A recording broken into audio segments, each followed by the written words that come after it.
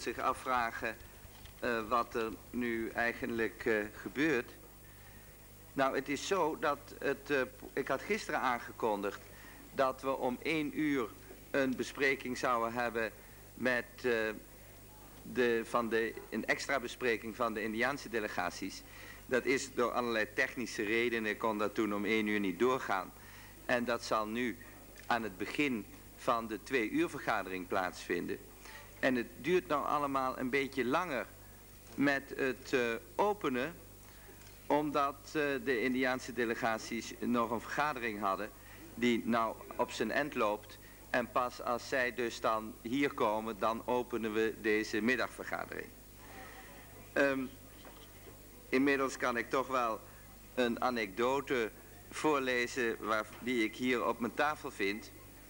Namelijk dat de afgelopen week dat we nou met het Russell-tribunaal gewerkt hebben, dat op het secretariaat naar schatting 5 kilometer schrijfmachinelint verbruikt is. En nou, maar dat lijkt me nog maar niks vergeleken bij het aantal afstanden tapes die gebruikt zijn of gebruikt zouden zijn als alles wat iedereen gezegd heeft in deze week op een band, op een geluidsband opgenomen zou zijn. Oké, dus we wachten nog even met de opening tot de Indiaanse delegaties zijn gearriveerd. En ik kan ook wel zeggen, dan is het programma zo, dan hebben we eerst die bijeenkomst van dat zal ongeveer 1 uur duren, waarin de Indiaanse delegaties een gemeenschappelijk statement maken over wat er zo gebeurd is en hoe zij hun positie definiëren en wat zij zouden willen dat er zou gebeuren. En daarna hebben we een heel korte pauze waarbij men wel in de zaal blijft. Dan komt een introductie van meneer Fleet van de Russell Peace Foundation. Dan krijgen we de uitspraak van het tribunaal die als een gedeelte zal worden voorgelezen.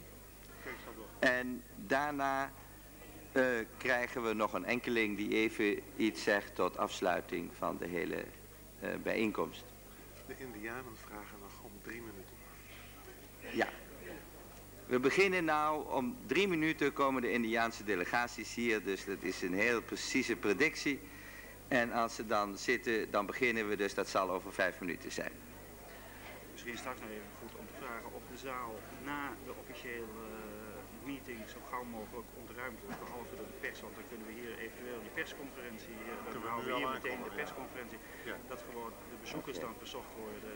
Dat zeg ik dan als we afsluiten, ja. Maar de zaal zo gedisciplineerd mogelijk te verlaten. En dan de persconferentie voor alleen de mensen van de pers en de betrokkenen, et cetera, hier blijven. Dan kunnen ze moet je nog wat Fons, ik heb dadelijk een...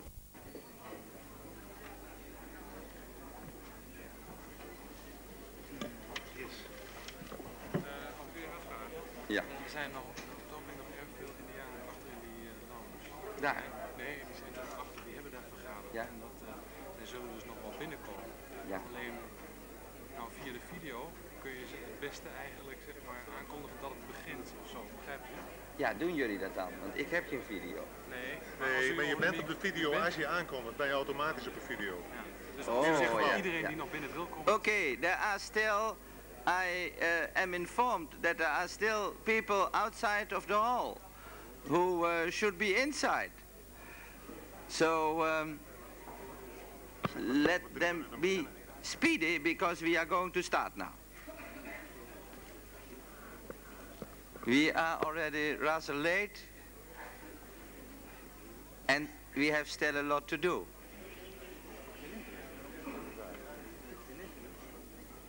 Okay, will everybody take a seat and not walk before the booths of the interpreters?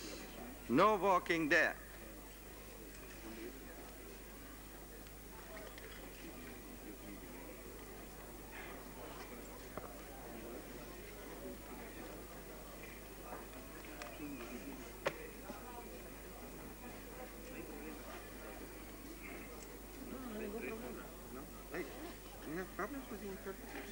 No. No. Okay. Now, so I am opening now this final session of the fourth Russell Tribunal, and I will tell you what will be the order of activities during this afternoon. As those who have been here earlier are aware of, one of the very good consequences of this fourth Russell Tribunal is that it presented an opportunity for the different Indian delegations to meet and to work together. And that they have done from the beginning in great unity during this tribunal. And now our first activity this afternoon will be a common statement of the caucus of Indian delegations to the jury and to you all, an expression of how they see the position, and they will read a declaration of the indigenous peoples. So not only the Indian peoples, but also other peoples represented here. Then we will have after that a very short break, but you shouldn't leave the room during that break. And then we will have the reading of the report and the findings of the jury, and before that report of the jury, which will only be a partial reading of the complete document from the jury, before that report is read, Mr. Ken Fleet of the Russell Peace Foundation will introduce the reading of that report, and then the report of the jury will be read to you by different jury members. And after that, we will have some short speeches, and then we will have a closing ceremony. Now then, I want to ask now the representatives of the Indian delegations to come up to this table and to start their declaration.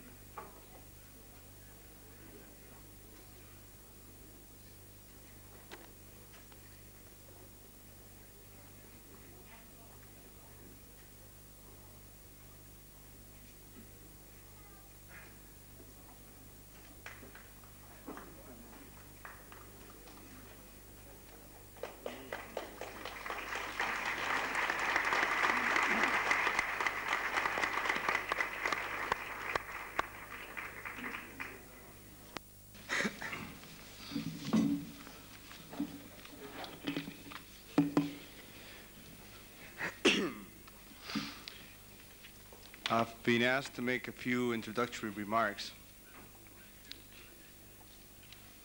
We are 3 members of the writing committee for the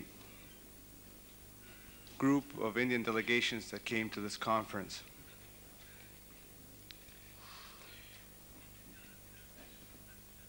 That group drafted a declaration and a number of resolutions unanimously to introduce to this tribunal and to the people gathered here that reflect the thought and the perceptions that the Indian delegates, again, unanimously agreed should be incorporated into the expression of this tribunal.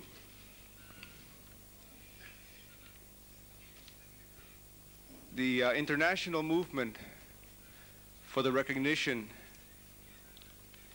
of indigenous or Indian or native nations goes back quite a few years. And I wanted to comment on one particular perception of that movement to give some, shed some light maybe into the dynamics of the process as we've been involved with here. The conference in Geneva of 1977 against discrimination against the indigenous populations of the Western Hemisphere was a major step 3 years ago in this process that we call the international process. That was a conference that grew, the idea for which grew, and the organization for which grew organically out of the needs and concerns and aspirations of the native peoples of the world. The process of that conference involved meetings in specific places of specific nations, involved meetings which were held at a regional level then of the various nations and the various organizations in Central, South, and North America. It involved congresses of those delegations. It involved the writing of position papers by the various delegations. It involved the whole process that carried that work toward the time of the conference in Geneva. It involved a process that grew organically and which was resulted in a dynamic that is possibly unique to the struggle for recognition as nations of the native peoples. Part of that dynamic was that the native delegations, once arriving at Geneva, understood themselves to be an autonomous body representing large numbers, large sectors of the native populations, and as such had the right to determine the sequence of speakers, the particular speakers, the topics, issues, situations to be presented to the rest of the world. It was a process, like I say, that grew organically out of that whole organizing way that went toward Geneva. It's a dynamic, a process that the native delegations at this tribunal and very definitely at future tribunals are incapable of living without. It's an important process. The organization of this tribunal was difficult for those delegations because there was no provision made for that kind of process to take place. And that's a very necessary process that takes place. Nevertheless, even though there was a lot of difficulty of communication among the delegations, there was a lot of difficulty in locating a locale, a place to have the meetings, the organic necessities of the people won out. And such meetings began to take place during the course of this past week. The result of those meetings, which are held in a circle and are open and closed in the proper manner, is that the people were able to come together, debate, discuss specific concerns, and without any real deep difficulty, were able to arrive unanimously at a variety of decisions, resolutions, and recommendations. What I want to point out, however, most importantly, is the inherent necessity of that process in the international work. Point that out in particular for future conferences of this nature, future forums, and to point out that if there has been some difficulties during this week in organizing the work, some short, flaring tempers. It has been because of the walls that people encountered in attempting to provide this process for themselves. A second observation is that the delegations come here to work, and they work hard, and they work because it is their populations, their peoples who are undergoing these difficulties. In order to carry out that work, there's a lot of needs. Office space, office equipment, which obviously can be brought along, time, arrangement to help with this work must be provided. Formal introduction to the personnel organizing the function that is attended is a requirement. A system of communication or an understanding of the system of communication necessary to the various delegations to communicate among themselves is also important. We understand that this tribunal was set up as a way of analyzing and investigating particular cases, and as such it was a structure that varied considerably from the Geneva structure. But it is important to keep in mind the needs and requirements of the people who are doing the work that come here, and the importance of having formal presentations of the personnel to be worked with, etc., so that a lot of the minor irritations, which became numerous as the week progressed, won't lead to situations of confrontations and bad feelings, and would hamper the work that really needs to be undertaken.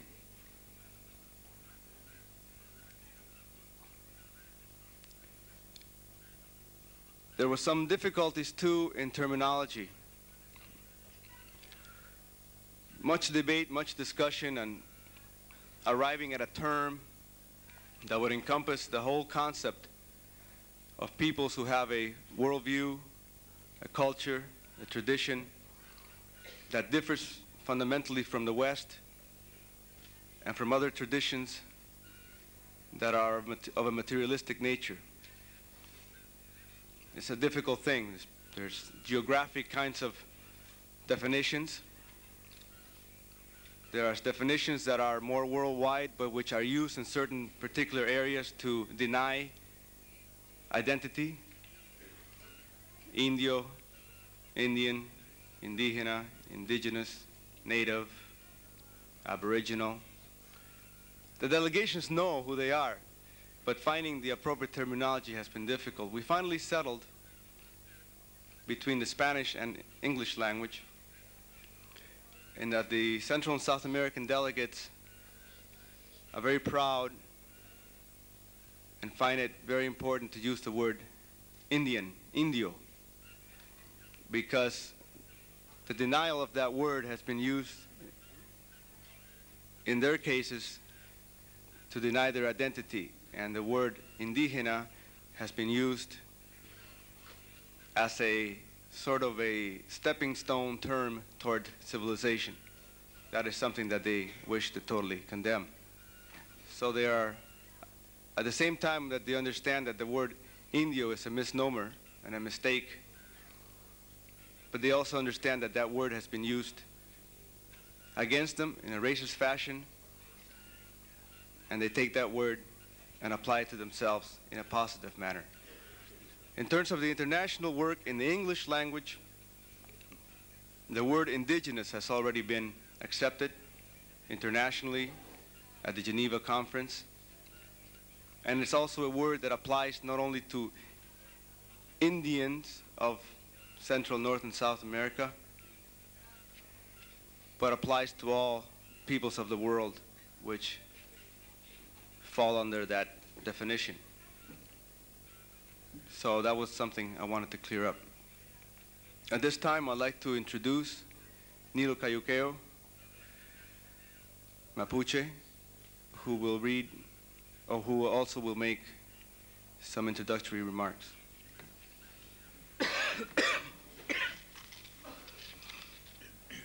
Creo que estoy más sentado. ¿Puedes poner un poquito para allá?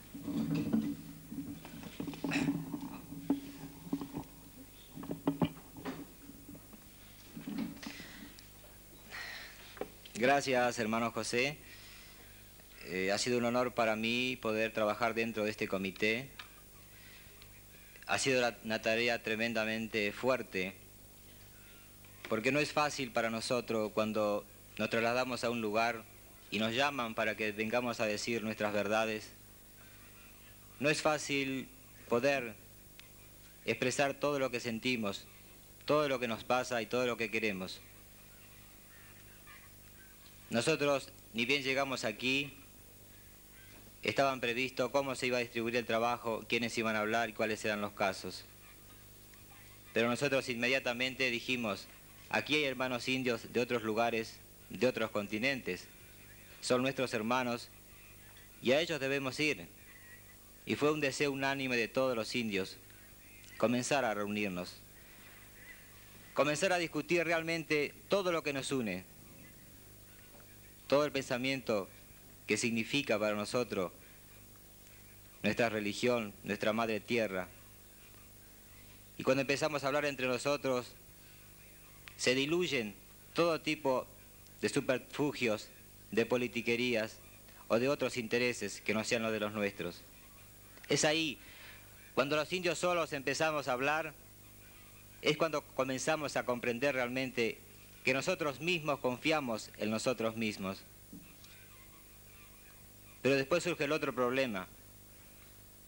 ¿Cómo decimos al mundo que nos desconoce en esta parte del continente, que no saben lo que pensamos, cómo vivimos y lo que sentimos? ¿Cómo hacemos para expresar todo ese sentimiento de injusticias en que vivimos? ¿Cómo hacemos para expresarlo en poquitas palabras? Porque nos dijeron que debemos ser muy concretos y muy concisos. Nosotros cuando queremos decir algo en nuestras comunidades, en nuestras naciones, dentro de nuestras naciones indias, y cuando tenemos problemas con gente que nos oprime, primero tratamos de persuadirlo, de explicarle de nuestros sentimientos y que también ellos son humanos. Comenzamos a dialogar y que ellos también forman parte de esta tierra, que también tendrán sus religiones, que también tendrán sus hijos, sus hermanos y que sentirán como nosotros porque son humanos. Y si es así, ¿por qué no hablamos? ¿Cuáles son las cosas que nos separan? Entonces empezamos a hablar y explicar lo que querríamos que fuera. Generalmente ese diálogo es entre sordos, porque nunca somos oídos. La respuesta es la represión. Los indios no tenemos la voz. Los indios nos dicen, no estamos autorizados o estamos muy atrasados para poder opinar hoy día en la comunidad internacional. Pero este trabajo de unión, de acercar las ideas, de creer que solamente nosotros, unidos, todos los indios de la América, vamos a llegar lejos, llegaremos a liberarnos realmente. Esa época no está lejana. Hoy hay un resurgir de nuestras naciones en todo el continente. Eso lo podemos percibir, lo que hemos andado en diferentes naciones de pueblos hermanos, de naciones indias. Y cuando llegamos y decimos que somos mapuches, collas, matacos, quechuas, aztecas, iroquois o dakota, hay todo un sentimiento de fraternidad. Pero eso no basta. No basta porque nosotros estamos viviendo en un mundo que está muy convulsionado. Entonces es ahí cuando nosotros queremos transmitir todo lo que sentimos, todo lo que pensamos, a ustedes que son iguales que aquellos que nos oprimen, son iguales, son seres humanos, tienen hijos, piensan, pertenecen a esta tierra. Y esperemos que aquí, en esta conferencia, podamos encontrar esa comprensión tan negada en aquella parte del continente, cuando nosotros decimos indios, y nos dicen, ¿indio de qué? Quería agregar también que nosotros dentro del comité hemos trabajado arduamente y también hemos encontrado una serie de dificultades, pero creemos que es el comienzo. Pero esas dificultades están marcadas a veces por un desconocimiento. Quizás aquí no se pensó que cuando los indios nos juntamos debemos hablar. Eso lo debemos hacer siempre. Entonces eso no se ha tenido en cuenta. Por eso hemos tenido tantas dificultades para poder reunirnos, para poder trabajar o para poder escribir algún material. Pero comprendemos que hay mucha gente, bueno, que ignora realmente lo que queremos. Pero es el comienzo. Creo que a partir de ahora vamos a sentar bases para un trabajo continuo, un trabajo de hermandad, un trabajo más solidario. Y todas aquellas personas, instituciones, grupos o gobiernos que quieran apoyar lo que estamos haciendo, bienvenido. Todos nuestros hermanos, todos nuestros dioses, nuestra madre tierra apoyará todo lo que ustedes puedan hacer por nosotros. Cuando nosotros los mapuches hacemos una oración por todos, no solamente por nosotros, por los que están más allá del océano y que han venido aquí, por los que han venido a quitarnos todo y que son los responsables de nuestra situación hoy día. Pero también queremos decirle a todas las personas que quieran apoyarnos que nosotros somos los que debemos decir qué es lo que queremos, que cuando nos quieran apoyar con mucho gusto nosotros vamos a recibirnos. Pero sí, nosotros somos los que decimos qué es lo que queremos. No vamos a aceptar que nadie venga a decirnos ustedes son esto o ustedes son lo otro. Las definiciones y los objetivos de nuestras naciones solamente nos pertenece a nosotros, los pueblos indios, que es una condición natural. Nosotros no vamos a venir a decirle a los holandeses o a los africanos qué es lo que deben hacer y qué es lo que quieren. Nosotros vamos a acercarnos solidariamente como pueblos hermanos. Quiero dejarle la palabra a mi hermano John Mohawk para que él pueda leerle así muy sintéticamente todo lo que hemos recogido y hemos tratado de sintetizar en pocas hojas todo este material de este comité. Gracias.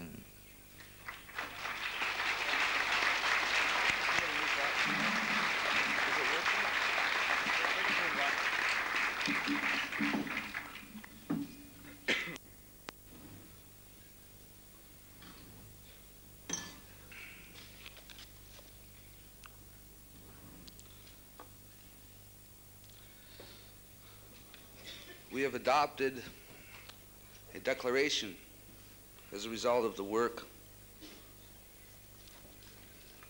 coming out of our meetings during this tribunal. I'd like to read that now. It is entitled The Declaration of the Indigenous Peoples at the 4th Russell Tribunal, 1980. The 4th Russell Tribunal, held in Rotterdam in 1980, arose in response to a need expressed at the International Conference against the Discrimination of Indigenous Peoples of the Western Hemisphere, held in Geneva, Switzerland in 1977. The Geneva Conference demonstrated that certain nation-states of the Western Hemisphere practice gross violations of the rights of indigenous peoples.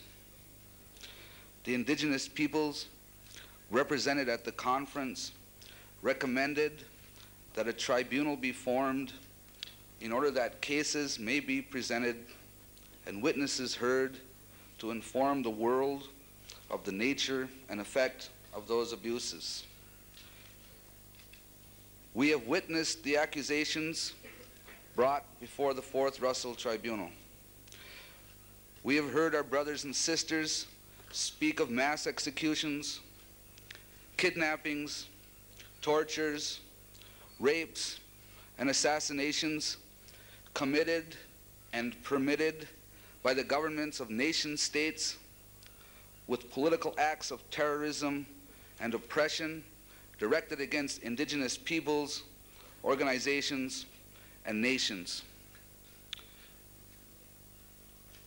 We believe that the charges brought before the Russell Tribunal provide the most eloquent testimony that nation states have adopted national policies of ethnocide and genocide of indigenous peoples, and that such policies are unacceptable to the conscience of humanity.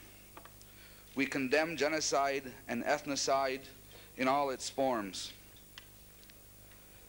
The indigenous peoples suffer the most outrageous abuses of their rights.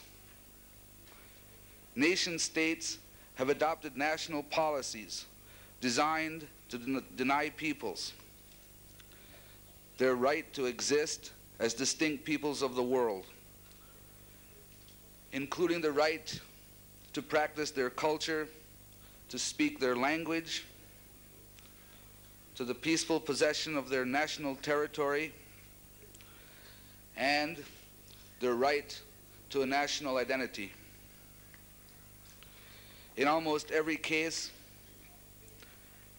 indigenous peoples suffer from the unlawful taking of their lands through national policies which are designed to deny indigenous people their rights to lands.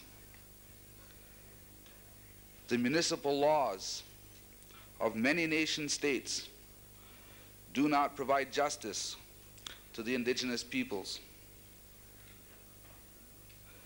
The accusations and the testimonies of the indigenous peoples at this tribunal have affirmed that nation states are not the sole instruments of dispossession and genocide.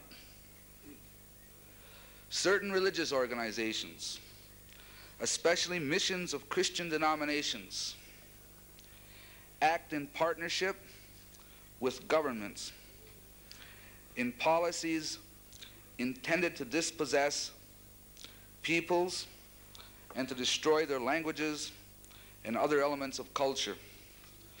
There has been conclusive demonstration that the economic interests of ruling classes of the nation states, as well as the economic interests of the ruling classes of industrialized countries, as represented by the activities of transnational corporations, have been instrumental in dispossessing peoples of their lands and freedom.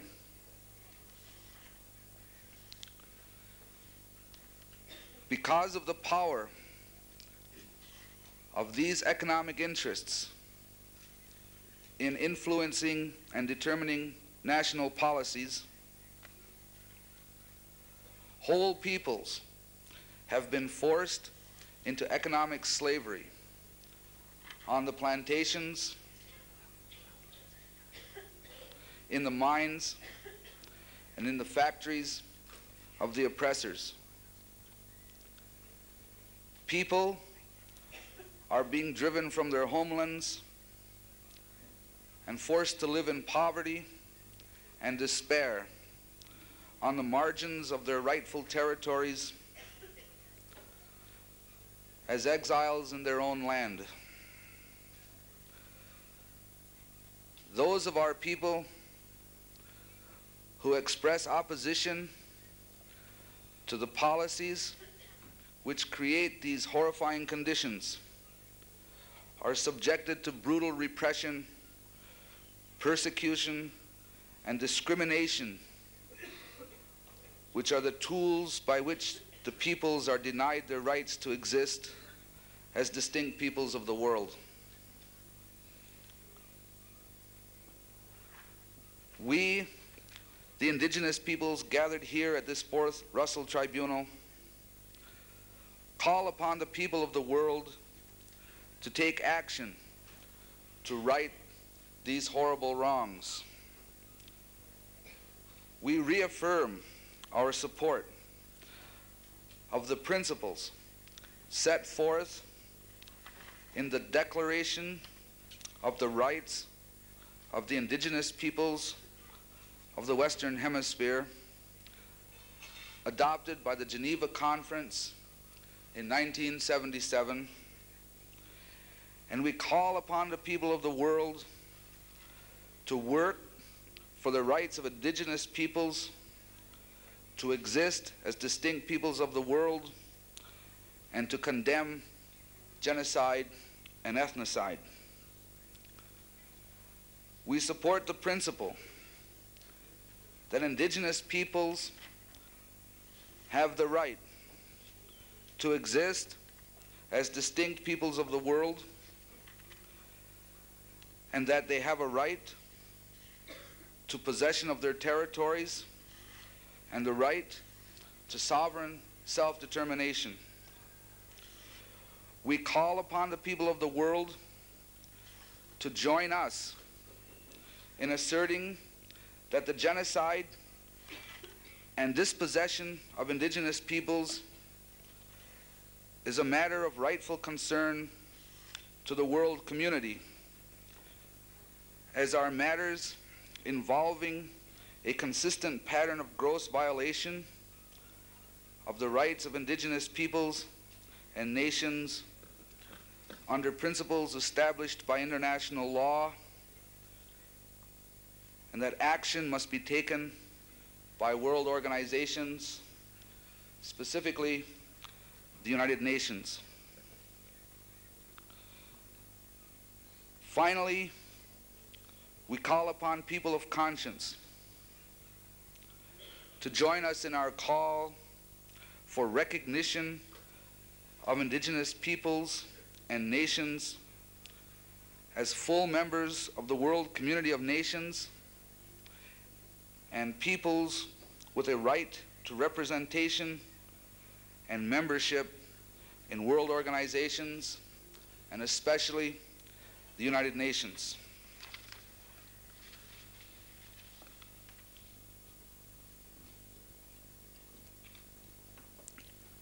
We, the indigenous representatives at the Fourth International Russell Tribunal, resolve with respect to the following. 1. Genocide. That the tribunal denounce the physical extermination which is instrumental through the repression of indigenous leaders, many of whom have been assassinated, tortured, persecuted, kidnapped, and exiled. 2. Ethnocide. That the tribunal denounce the campaign of destruction directed against the indigenous nations through the denial of their culture, languages, and traditions, this being the instrument used by the Western colonialists for the ruling classes of whom they are intermediaries. 3. Transnational corporations. That the tribunal denounce the transnational corporations which exploit our resources, destroying at the same time the ecology of our territories, and for which they count upon the complicity of governments as their instruments of repression. 4. Immigration of white racists. That the tribunal denounce the South American governments which would attempt to relocate racist Rhodesians to regions of majority indigenous populations, as in the case of Bolivia, with the express purpose of strengthening Western domination. 5. Sterilization. That the tribunal denounce the sterilization campaigns direct and indirect, against indigenous populations with the purpose of impeding the population growth of indigenous nations, heightening their potential for struggle, and thus threatening the Western society's economic and political interests. 6, missionaries. Because indigenous peoples have their own traditional religions, and that those religions are consistently under attack by Western religions, that the tribunal in the future look closely at programs conducted by missionary groups belonging to the Roman Catholic Church and Protestant and evangelical denominations, because of their obvious complicity in the genocidal processes carried out against indigenous peoples. This would not indict those missionaries who have committed themselves to helping our peoples. In particular, we would ask the tribunal to immediately condemn and in the future completely investigate the activities of that great common danger, the Summer Institute of Linguistics. Definitions and boundaries. We condemn all nation states, such as Canada, that have divided our various peoples by legislative definitions, differing modes of land settlements, and imposed boundaries in continuing violations of Articles 10 and 12 of the Declaration of Principles for the Defense of Indigenous Nations and Peoples of the Western Hemisphere. 8, support organizations. Before the tragedy of genocide and ethnocide on the part of the dominant societies and governments, we value the solidarity of those organisms, nation states, and institutions that identify with our cause, but at the same time, we reject those organizations which, under the pretext of defending the rights of indigenous peoples, foment division by supporting groups and organizations driven by political interest not based on our own history. 9, declaration that the 4th International Russell Tribunal adopt the 1977 document entitled Declaration of Principles for the Defense of the Indigenous Nations and Peoples of the Western Hemisphere, and the subsequent Declaration of the Indigenous Peoples at the 4th International Russell Tribunal. 10, 1948 Convention. That the 4th Russell Tribunal take into consideration the 1948 document entitled Convention on the Prevention and Punishment of the Crime of Genocide in relation to the above violations against our peoples and nations. 11, protection of our relatives. That the tribunal condemn activities and enterprises that are destructive of our relatives, the four-legged of the land, the winged ones of the air, the occupants of the waters, and the creatures of the bottom of the seas, including all other life forms necessary to their survival, and a clean, healthy, and renewable environment within which they may flourish. 12, Bolivia. That the Fourth Russell Tribunal condemned the military dictatorship of General Garcia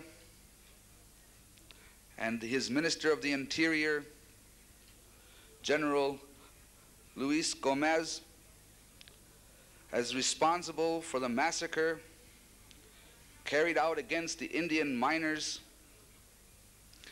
campesino communities, and the marginal areas of the city. Many of their representatives have been assassinated, imprisoned in concentration camps, kidnapped, persecuted, and exiled. 13, Guatemala.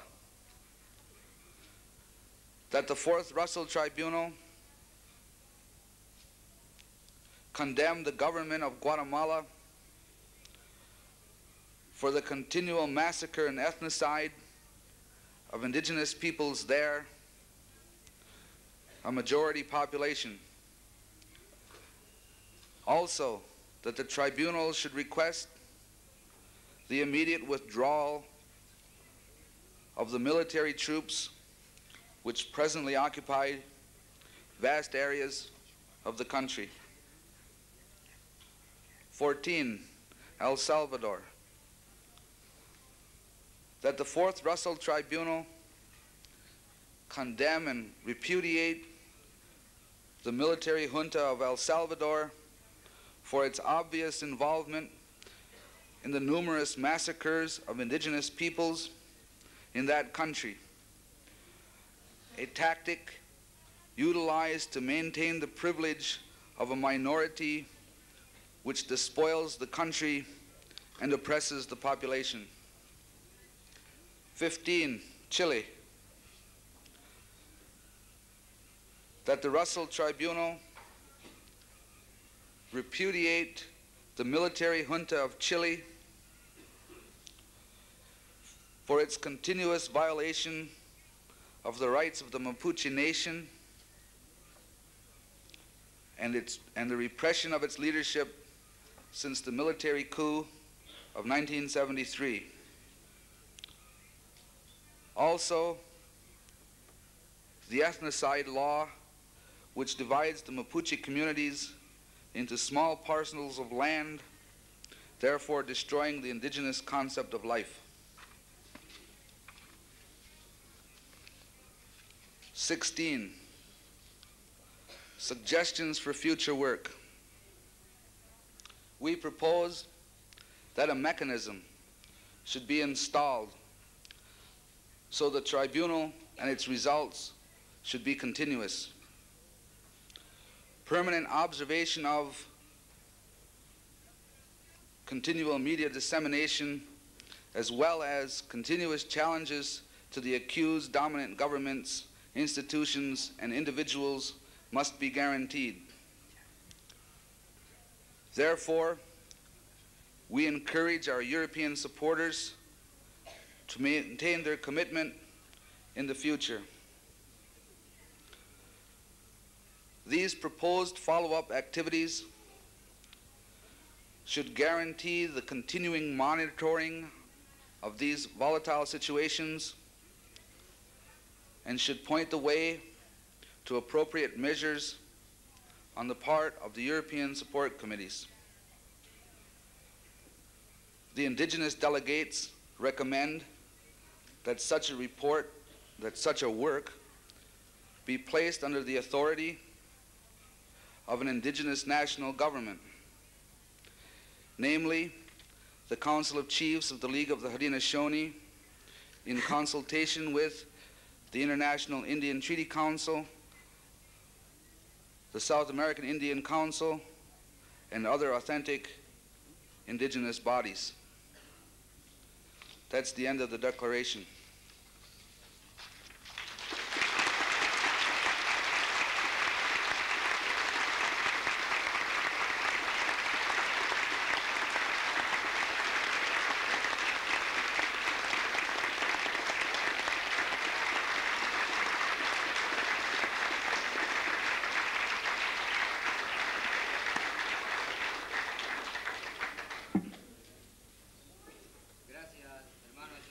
Perdón, no se escucha, ahora sí.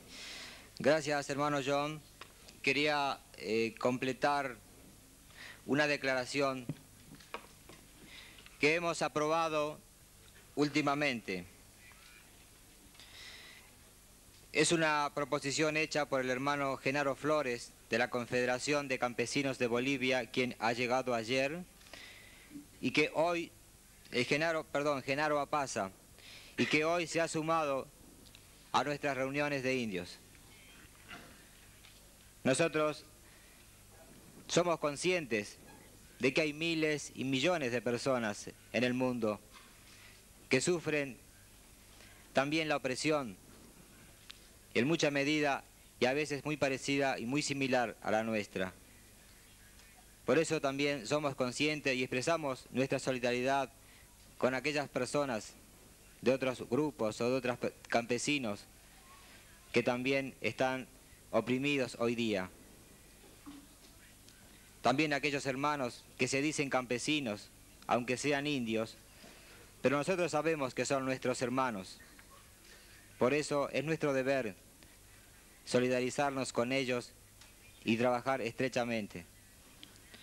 Quiero leer la declaración que se adjunta a la Declaración de Bolivia en la condena a la dictadura del golpe militar del general García Meza. Dice así: que el tribunal condene la cancelación de las libertades sindicales de los campesinos y obreros y demanda la cancelación del llamado Pacto Militar Campesino porque es un instrumento de represión de las mayorías nacionales en Bolivia. Esa es la declaración que se adjunta a la declaración de la condena a la dictadura del régimen militar en Bolivia. Gracias.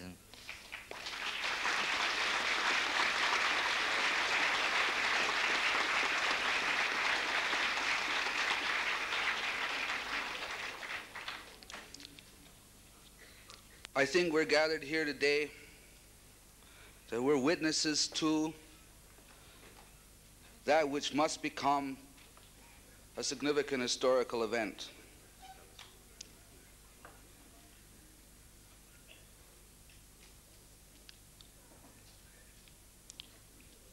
The process, the big process, which we've heard described, has its origins at the beginning of the modern world.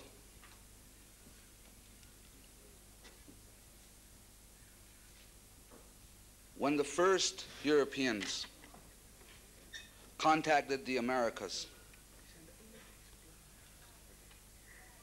they were confused about where they had landed and about the peoples whom they had encountered.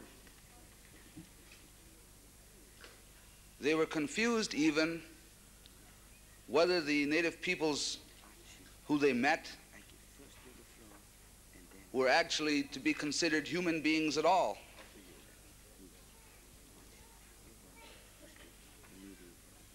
Spanish conquistadores offered up a position offering to the world that the native peoples were somehow a subhuman race, somehow related to Aristotle's theory of the universe, which could be interpreted as explaining that there were animals and there was civilized man, and someplace in between civilized man there were gradations of man culminating in animals. And out of that terminology, that understanding of the world, that Aristotelian thought, came the roots of modern racism, wherein European peoples determined first that native peoples in the Western Hemisphere were not fully human beings, and second, that they determined that they were not to be treated as equal counterparts in the realm of legal things, that they could not own land, that they could not form government, that they could not possess religion, that they were incapable of coming to the civilized arts. The beginnings of oppression in the modern world began in the Americas. Racism began in the Americas, defines the period we know as the modern world.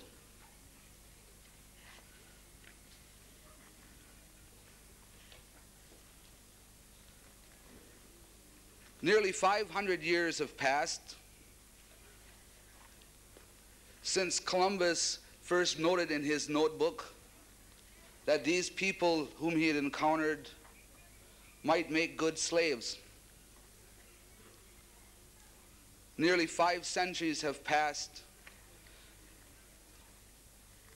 and the original thoughts of Columbus about the possible utilization of native peoples has taken little change in the legal systems of the world. Columbus did not recognize the legal existence of native nations, and the peoples of the world do not recognize the existence of native nations. We are here today, we are witnessing a step which is leading toward the process which will bring a fundamental change in that relationship between European peoples and nations and native peoples and nations of the world. It is a fundamental step because European peoples did not steal the lands of individuals. European conquistadores destroyed nations. European invaders did not destroy the civil rights of personalities. They destroyed en masse the whole rights of peoples to exist as peoples. And that is the fundamental wrong which we must move to correct. We are entering into the 21st century, and the 21st century is certain to be a period of time which will be different from the 5 centuries which preceded it. In the 5 previous centuries, there was room enough for expansion of economies which brought to the world of Western Europe great material advantages.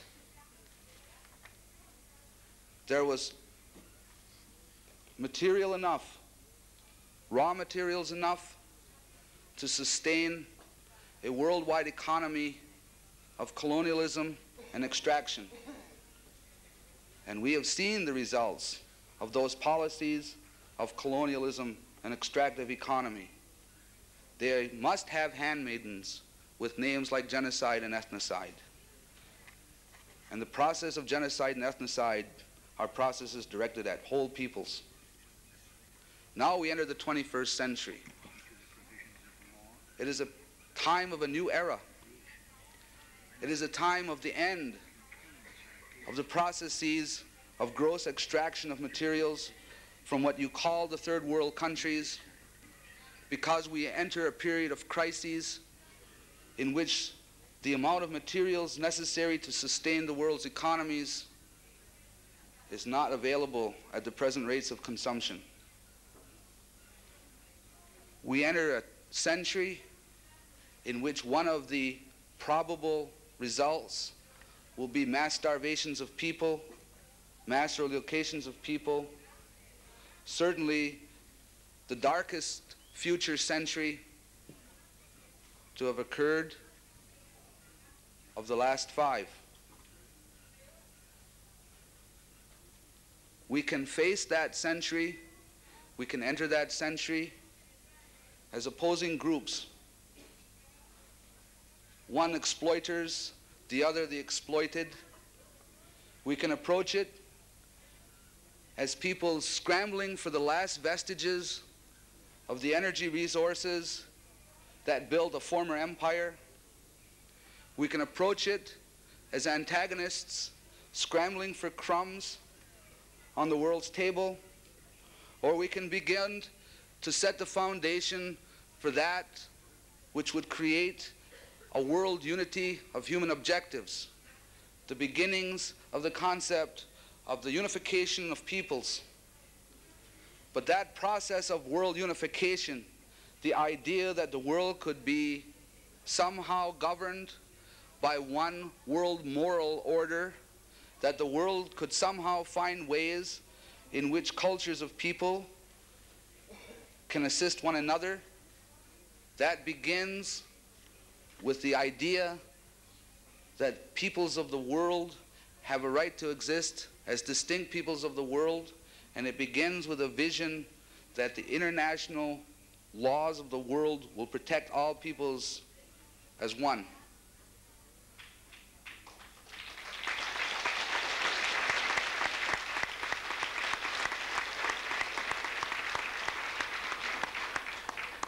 We can enter the next century in a cooperative way.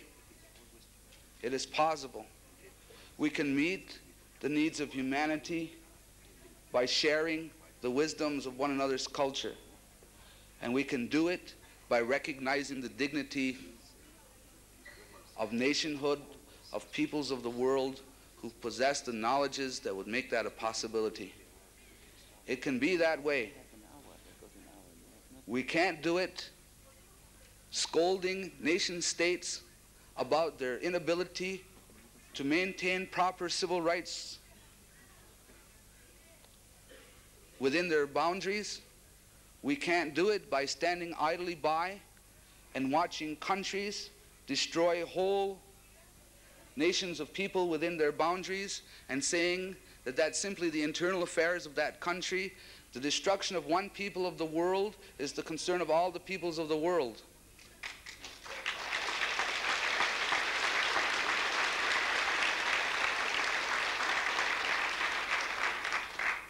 We can bring a new international order, a real order, not quietness and subservience to force, but the possibility of freedom based on international law, protecting everyone's rights.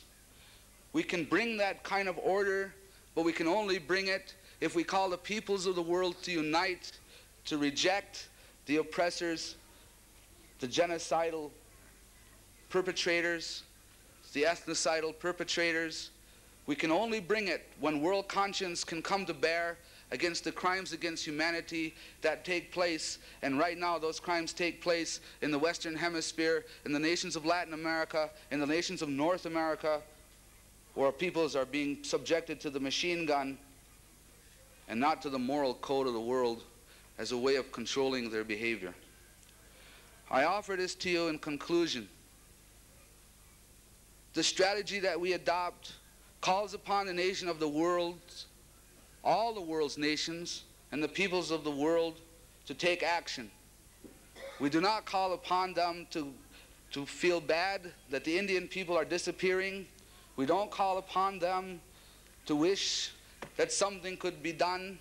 We don't call upon the peoples of the world to stand by and watch as spectators. We call upon the people of the world to begin to unite, and the place where they need to begin to unite is in those world organizations where the rights of indigenous peoples can become entrenched in a whole new body of international law. We call upon them for that action. We need to have you call upon them for that action. We need there to be a voice to rise up in Western Europe as there needs to be a voice rising up all over the world. We call upon you to help us to entrench the things that must be entrenched in order that we can begin to apply the kinds of pressures, in order that we can begin to try to build the kinds of codes of behavior which will actually at some day in the future begin to guarantee the rights of peoples throughout the world. That's the goal that we have. That's the only goal that really makes any sense to us, that action be taken. We call upon you to help us, to support us, to move with us, and to understand what it is that our objectives are. And for that, and for this gathering, and for the convention of the tribunal, and for the work of everybody, and for the goodwill of everybody, for all of that, on behalf of all the peoples who came here for this tribunal, I thank you.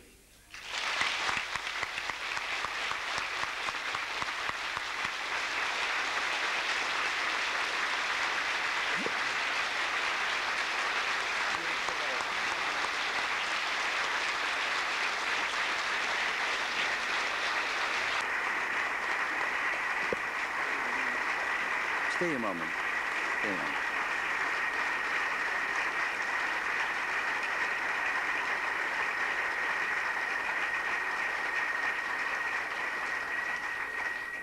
Then I give now the floor to the Vice Chairman of the jury, Guillermo Bonfil, to make a short answer to the declaration of the Caucus of Indian Delegations. Muchas gracias. A nombre del jurado, quiero en primer lugar agradecer a todos los delegados indígenas que asistieron a este cuarto tribunal Russell el haber presentado ante el público y ante el jurado una declaración tan sólida, y quiero informar a ustedes que en una votación directa que se ha hecho al finalizar la lectura de su declaración, el jurado del cuarto tribunal Bertrand Russell ha decidido por unanimidad publicar el documento que ustedes nos han presentado dentro de los documentos de este tribunal y adoptar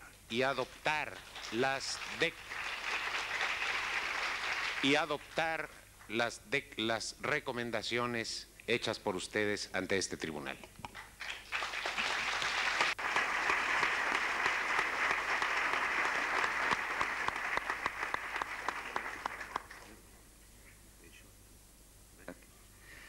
Okay, then I call now on Archie Fire. Is Archie there? Yeah. To prayer first.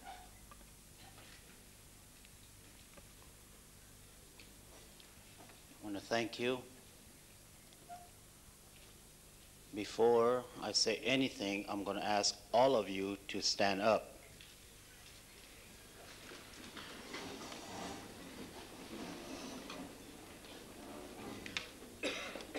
I notice that some of you are sleeping.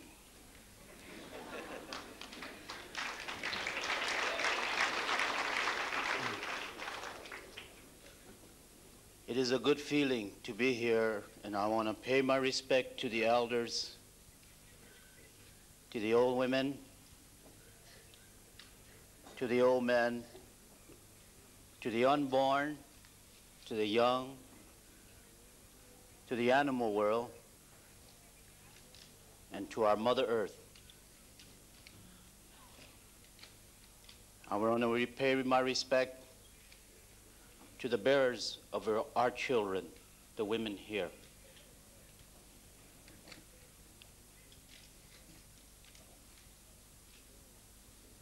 To work in spirituality, prayers always come before the opening of ceremonies.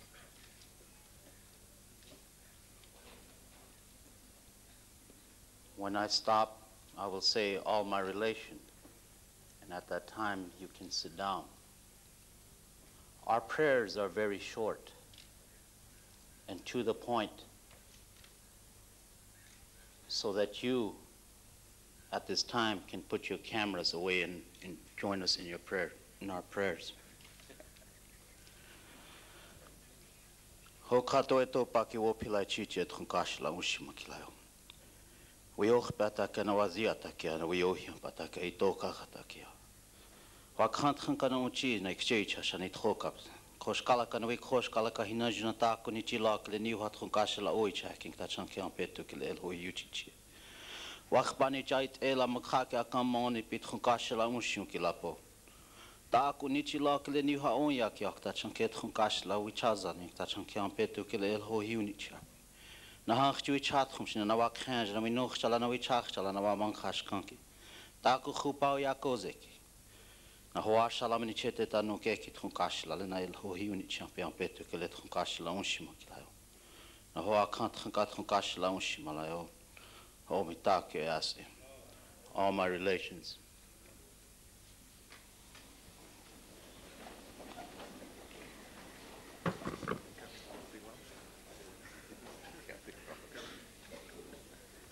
What I have to say is very short.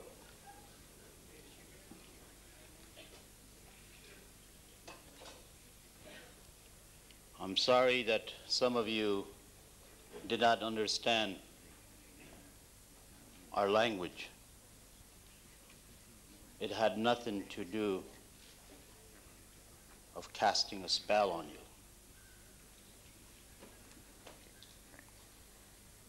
It seemed like every time we say and talk in our own prayers, we're saying something against someone.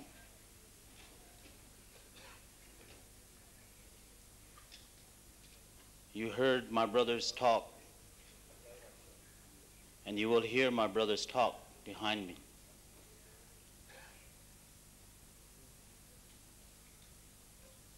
And it took them many hours of deliberation and understanding to bring this about.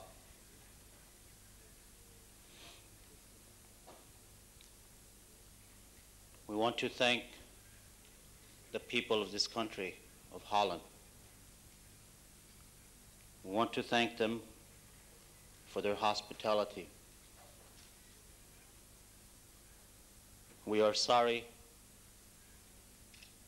that you did not understand our ways and what we expected. But those can be brought up in later conferences, we hope in the future.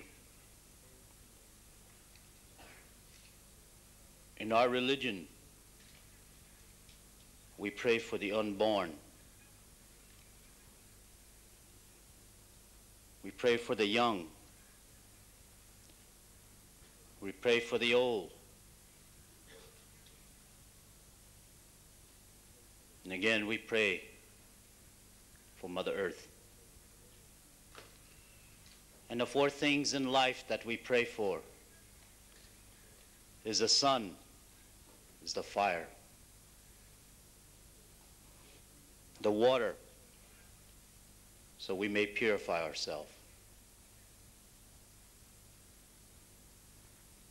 the air, so you may breathe easier and not pollute the airs. And fourth, we go again back to Mother Earth. Our religions have been brought to us by women. What I am saying today is for my sisters to be strong and respect yourself and humble yourself.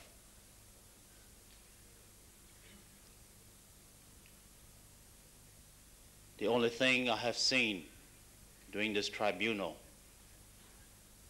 is that I see one sister sitting up here, which should be many.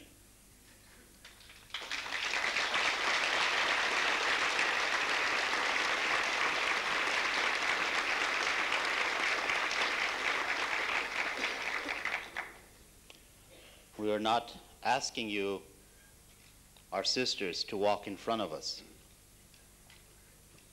But at the same time, we are not asking you to walk behind us, but walk beside us and help us in our struggle. That is the message we have to the women. They are always forgotten. Man tends to forget that he comes from a woman.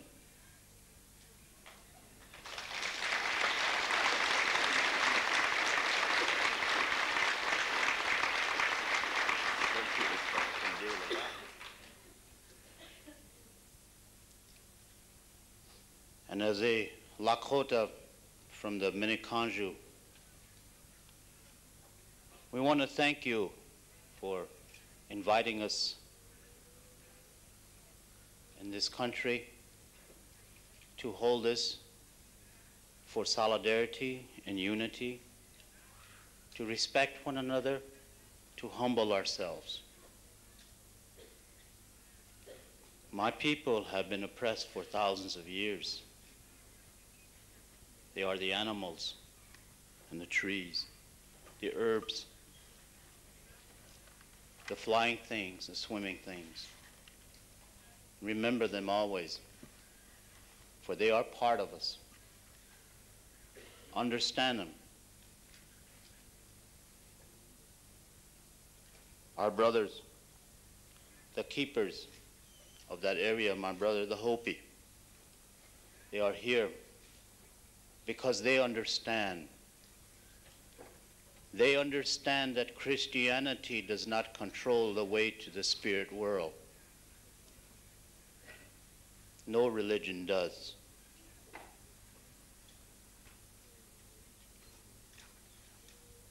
And this is the mutual respect we have as a red nation.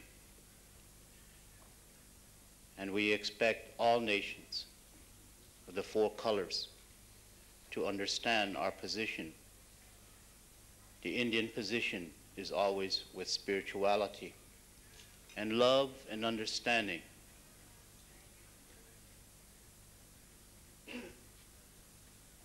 People will listen to you only if you can respect yourself. And I want to thank the jury that is here for going through all their time and all the negative feelings that they have received from many people. I realize that it is a hard job when people here have many different ways of thinking.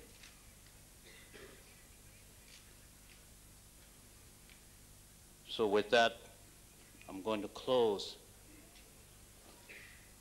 And regardless of what you do, I respect these medicine people that come from long distances. Remember always that a medicine man does not belong to no organization. They cannot. They cannot be part of any organization. They have to walk, and you have to respect that position. And the faster we understand that, the better off we will be to work with medicine people. I'm here today talking from the buffalo calf pipe of my people, and the people that carry it, and the medicine people that are left behind. But in the near future, they will be here.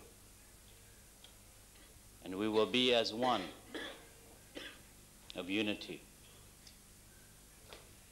Until that happens, remember that there are medicine men in the world praying for you. Thank you.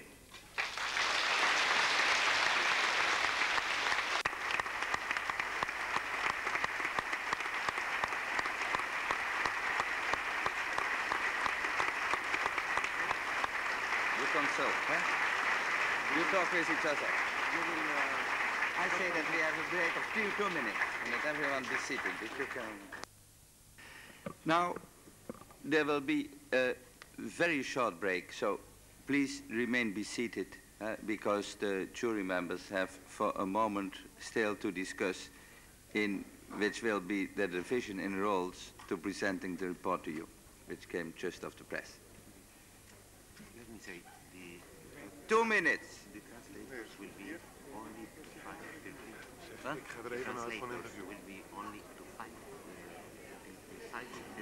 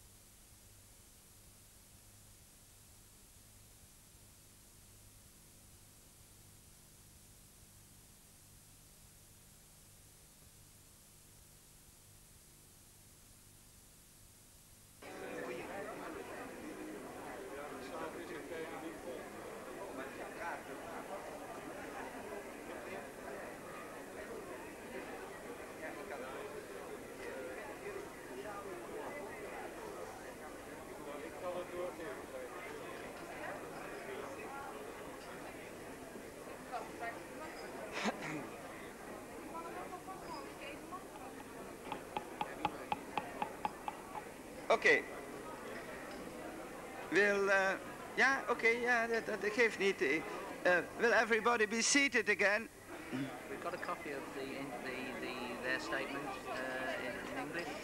Is that the only one, or is there probably some upstairs? What? They have probably more. No, Yes. no. Voor ons The mag geen Indians From this one, upstairs. yes.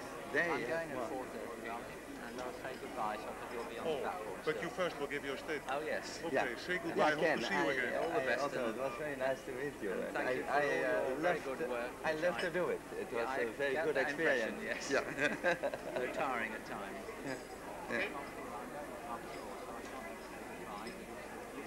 Het laatste vond ik wel weer ontzettend indrukwekkend. Goed, hè? Ja. Ja, goed, hè? Als we nou eens wat vaker in ons leven van dit soort dingen hadden in plaats van wat de meest allemaal van stomme vergeten.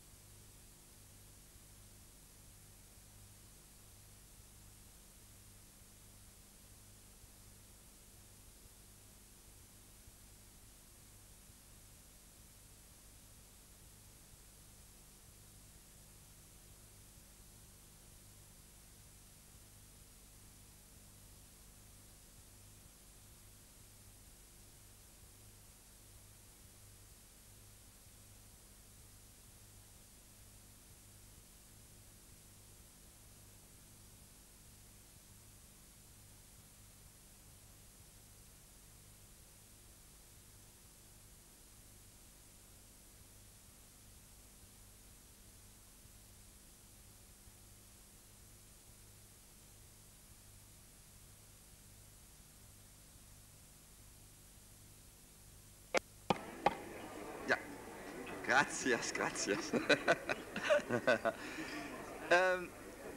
So everybody will be seated now. So I reopen the session. Will everybody be seated?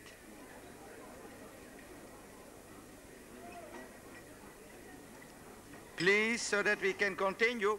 Then we are passing now to the second part of and last part of the activities of this afternoon, to the findings of the jury and its conclusions. But before those findings and conclusions will be read, I give the floor to Mr. Ken Fleet of the Russell Peace Foundation. You have the floor.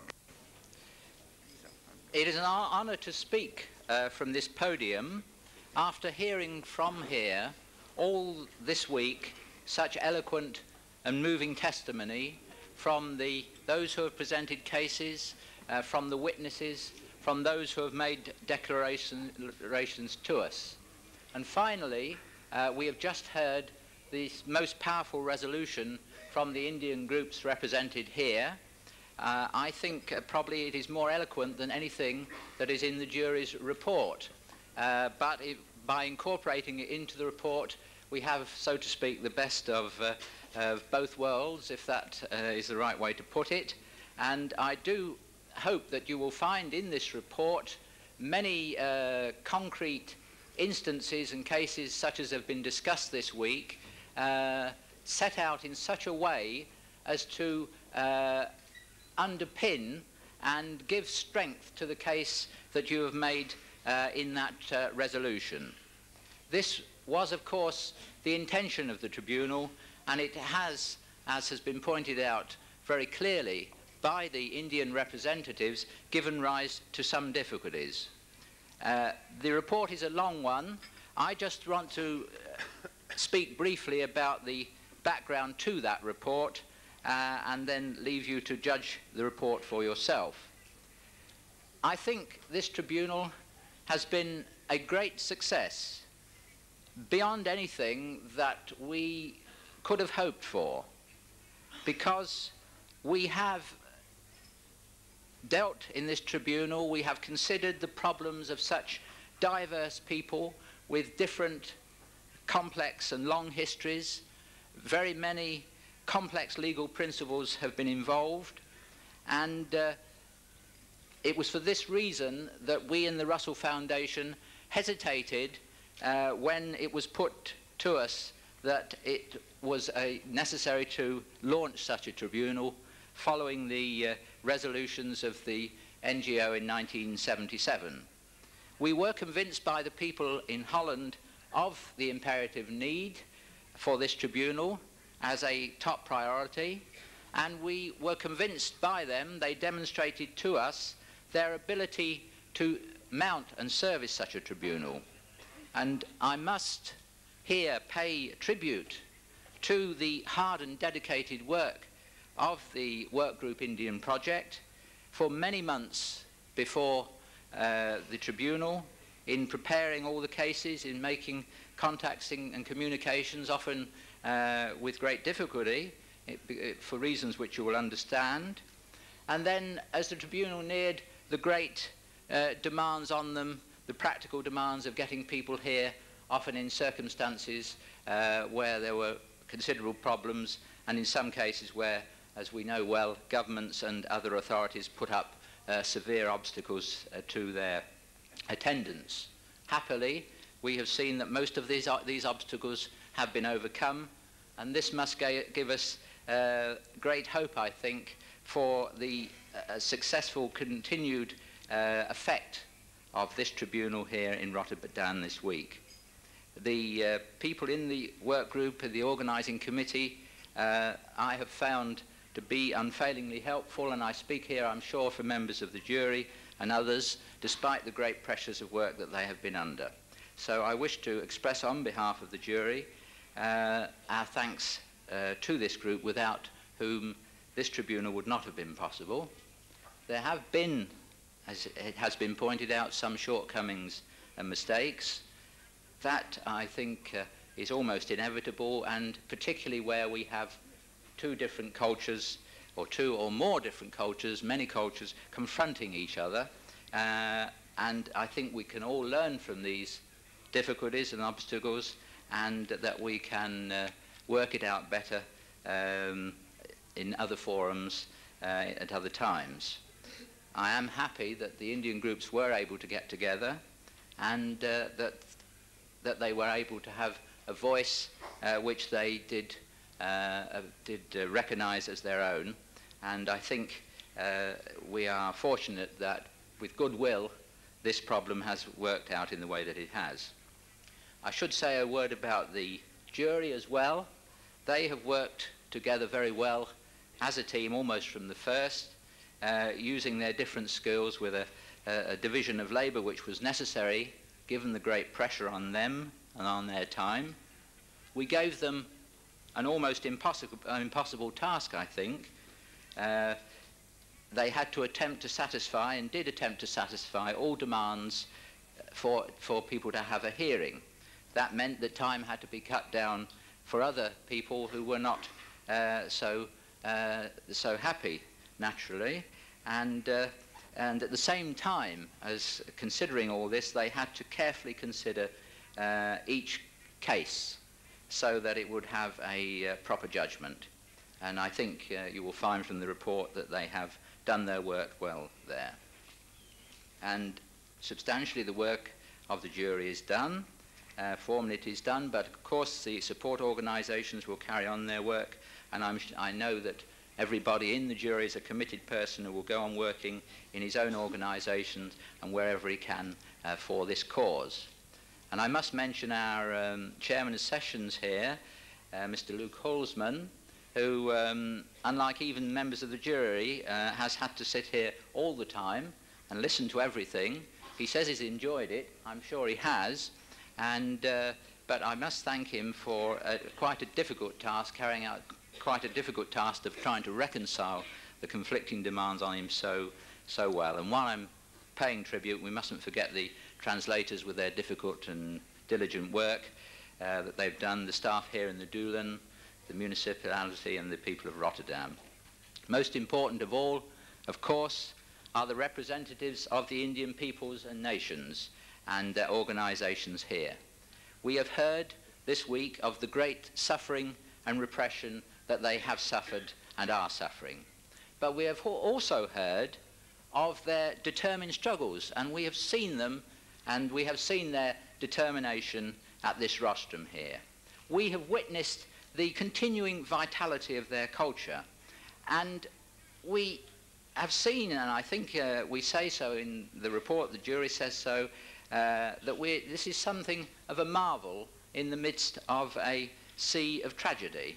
And this is what has given us hope for the future and for the overcoming of these gross iniquities and oppressions. We have seen here, it has been a most unusual tribunal conference, combined with a conference, combined with unusual and unexpected events.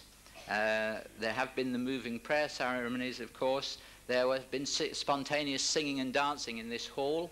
And I remember Domitila telling those of us who were unfortunate enough not to have witnessed this, how moved she was by this, and how strange and how heartening it was that people who had suffered so much could still laugh and sing and dance.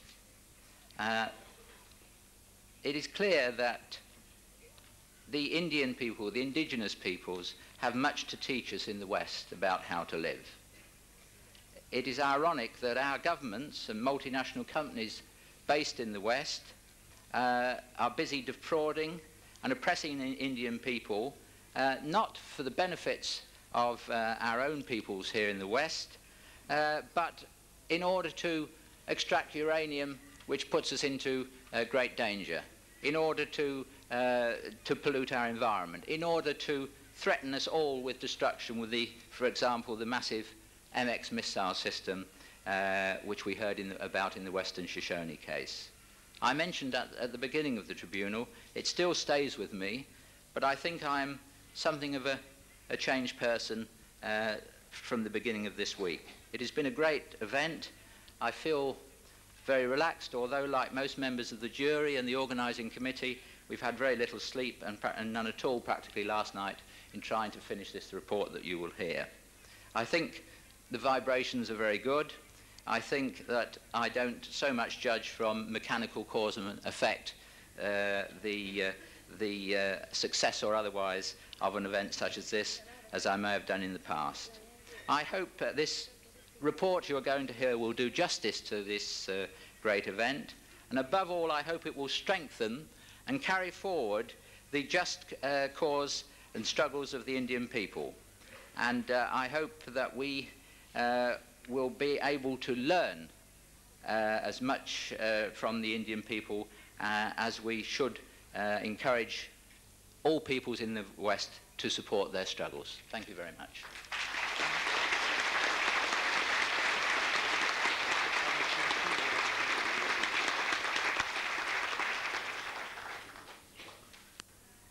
And then it's now time for the jury to present its report. It is there because most of you won't have seen it yet. I will show it to you, that it is a reality.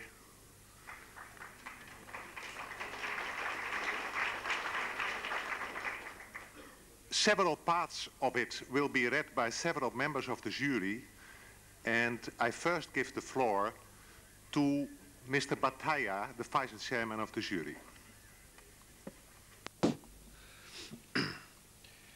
En la ciudad de Rotterdam, entre los días 24 y 30 de noviembre de 1980, se reunieron los miembros del jurado y demás órganos del Cuarto Tribunal Russell, convocados para considerar las denuncias de violación de los derechos de los indios de las Américas. De los 45 casos elevados ante el tribunal, 14 fueron formalmente aceptados y vistos en audiencia pública, y muchos otros escuchados con carácter informativo. Se recibieron y difundieron, además, testimonios de algunos pueblos autóctonos de otros continentes que han sido o están siendo víctimas de genocidio y etnocidio. Introducción. Esta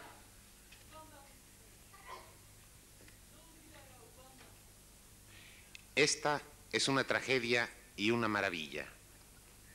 A diferencia de lo que ha ocurrido en otras partes del mundo, en circunstancias similares, diversos pueblos indios de las Américas han sobrevivido y han guardado y desarrollado su identidad cultural a pesar de los incesantes procesos de aniquilación de que han sido víctimas. Quienes suponían que los indios desaparecerían de la faz de la tierra asisten hoy a la deslumbrante realidad de su multiplicación y a la persistencia de sus culturas. Podemos estar seguros de que en el futuro habrá en América más indios que ahora y que sus verdaderos rostros no se borrarán jamás. Hemos escuchado voces que expresan la vitalidad y la capacidad de resistencia de estos pueblos y de sus culturas, más antiguas que las de muchos pueblos europeos. Contra ellos se han ejercido las que quizás han sido las peores persecuciones de la historia humana: las guerras de conquista, el contagio fatal de las enfermedades que los invasores europeos llevaron a América, desconocidas por los indios, la esclavitud y el trabajo forzado, la incorporación por la violencia al sistema colonial mercantilista, incompatible con su organización comunitaria de producción y de vida y con su autodeterminación, y la prohibición de sus religiones y sus lenguas.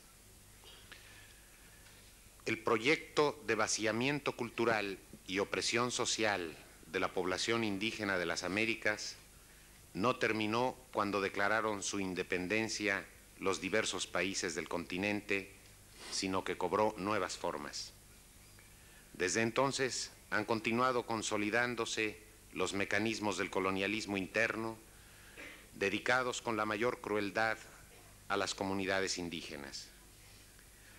Así hemos llegado al engranaje de agresión montado en nuestro tiempo por las minorías que ejercen su dominio al servicio de las necesidades del mercado mundial y de los centros tradicionales transnacionales de poder. En los países donde sobreviven grandes masas indígenas, resulta cada día más evidente el carácter artificial de estados que no expresan la realidad étnico-cultural de sus pueblos, que hoy los cuestionan y exigen una radical transfiguración. Pero incluso en los países donde los indios son islas en el océano de una cultura ajena, los estados niegan a los indios el derecho de ser ellos mismos y de continuar siéndolo, y en la práctica los reducen a la categoría de ladrillos útiles para construir casas de otros. Con feroz elocuencia, varios casos sometidos a la consideración de este cuarto tribunal Russell han puesto de manifiesto el carácter despótico y usurpador de los órganos gubernamentales teóricamente destinados a la protección de la población indígena y a la salvaguarda de sus derechos. Lisa y llanamente podemos afirmar que estamos frente a algunos casos concretos de genocidio y etnocidio, asesinatos masivos de la población indígena, arrasamiento de sus escenarios tradicionales de vida y expulsión de sus territorios históricos, despojo de sus riquezas naturales, superexplotación de su mano de obra y violación de los fundamentos religiosos de culturas para las cuales la tierra es sagrada y las personas también. Ante el tribunal han desfilado víctimas y testigos de tragedias y crímenes que parecen inimaginables. Pero también hemos podido confirmar a lo largo de las sesiones la invencible fuerza que anima a pueblos que no procuran imponer a los demás su modo de vida, sino que dignamente exigen que se respete su derecho a la singularidad en un mundo capaz de reconocer la pluralidad de las partes que lo integran. Asistimos a una insurgencia universal de las nacionalidades oprimidas, grandes o pequeñas, y a su creciente exigencia de autonomía y desalienación. La estructura centralista del Estado está siendo puesta en crisis con especial rigor en los países que contienen diferentes nacionalidades y grupos étnicos. Y este proceso coincide en América con el naufragio de una concepción eurocentrista de la civilización, según la cual civilizados son los que se parecen a los europeos o a los portadores de la llamada cultura occidental. Este tribunal ha querido ser una caja de resonancias para la denuncia del despotismo etnocida, para la expresión libre de la voluntad de lucha contra las fuerzas que continúan intentando aniquilar las culturas más antiguas de América. Contra la maquinaria universal de explotación económica y castración cultural, los indios de América ofrecen su lastimado pero invicto perfil civilizador. Ellos han perpetuado y enriquecido antiguas cosmovisiones y modelos de comunidades no fundadas sobre el lucro, sino sobre la reciprocidad, que reivindican la identidad entre la naturaleza y la cultura y nos brindan imprescindibles claves de plenitud humana.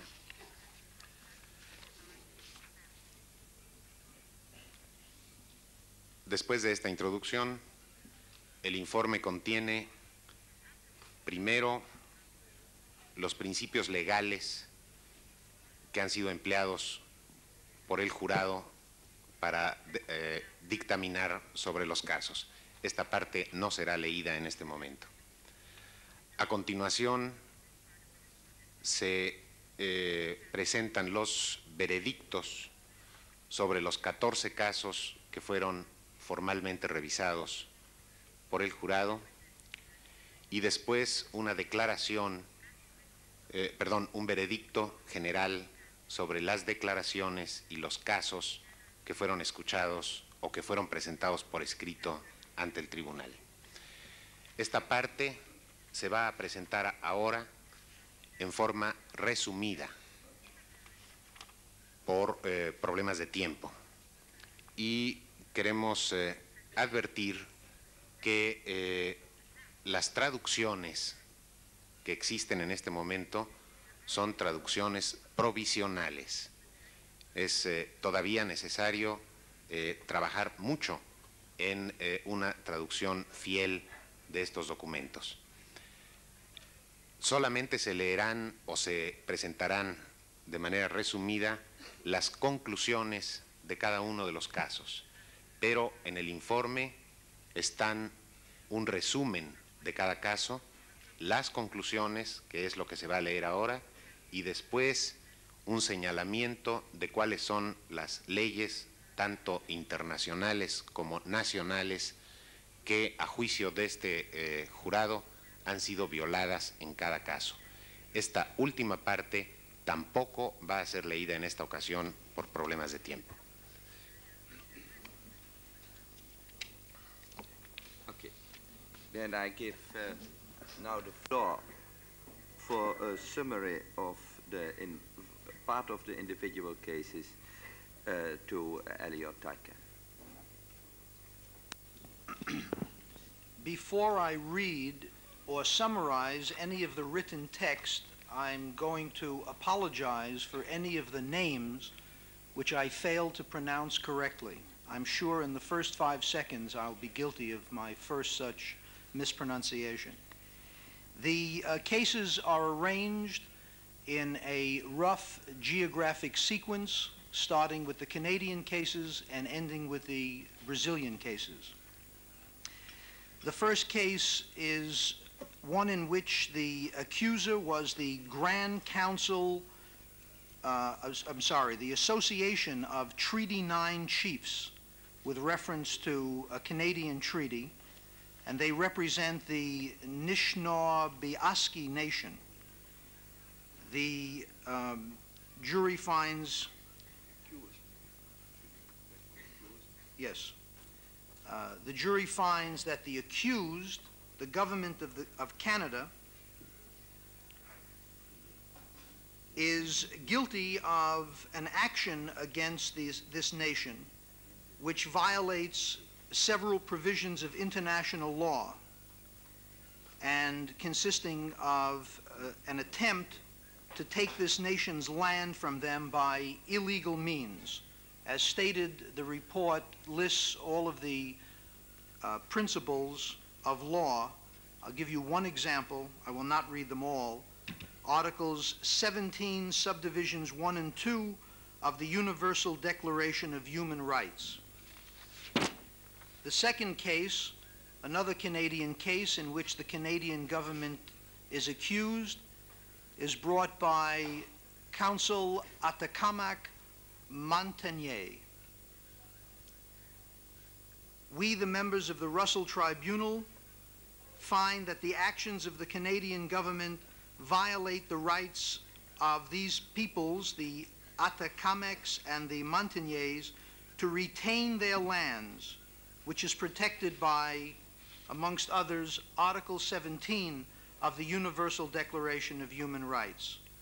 We also find that there was a violation with respect to the Indians' right to control their natural resources and economic development, protected by other international legal principles, treaties, etc. The third case concerns the sovereign Haudenosaunee Confederacy. The accused in that case, the United States of America, the State of New York, and the St. Regis Mohawk Tribal Council. We, the members of the jury, find the following. The actions of the United States and the State of New York directed against the Mohawk Nation and its traditional government violate certain provisions of international law, specifically the right of self-determination of the Mohawk people by creating an alien government and imposing it in their land, Akwesasne. There is a further violation by the use of force by the State of New York, with the approval of the United States government, against the Mohawk people and their territory, because of the State of New York and the United States government's unwillingness to resolve disputes by peaceful means. We further find a failure of the accused parties to respect the jurisdiction and lands of the Mohawk Nation and the traditional government of that nation. We find further a failure to honor one or more treaties entered into between the United States government and the Mohawk Nation. We further find an illegal attempt to extinguish Mohawk land rights without proper consultation with respect to the traditional government of the Mohawk Nation and with respect to treaties previously entered into. Finally, with respect to this case, we find a violation of the right of the Mohawk people to a fair and neutral tribunal for determination of their rights as guaranteed by Article 10 of the Universal Declaration of Human Rights and Article 8 of the American Convention on Human Rights. The next case concerns the sovereign Hopi nation. The accused, the imposed by United States statute Hopi Tribal Council, and the government of the United States. We, the members of the Russell Tribunal, find the actions of the United States, the energy companies, and certain Christian churches improperly directed at the Hopi people in violation of international law, specifically imposition of an alien government violating the Hopi people's right to self-determination, protected by, amongst others, Articles 1 and 55 of the United Nations Charter and Article 1 of the International Covenant on Civil and Political Rights. Further, we find misconduct with respect to theft or attempted theft of the Hopi people's land, violating various and sundry protections with respect to property ownership, not the least of which is Article 17, Subdivisions 1 and 2 of the Universal Declaration of Human Rights. We further find misconduct in forcing certain forms of economic development on the Hopi people against their will and against their long-standing traditional culture, in violation of a long list of covenants, etc. We find a further violation on the part of the United States government in refusing to respect a treaty into which it entered, called the Treaty of Guadalupe Hidalgo. We further find misconduct on the part of certain religious groups with the complicity and approval of a certain agency of the United States government, specifically the Bureau of Indian Affairs, in removing Hopi children from their family and taking them away to Christian boarding schools. This is a violation of Article 2, Subdivision E of the Convention, United Nations Convention on Prevention and Punishment of the Crime of Genocide.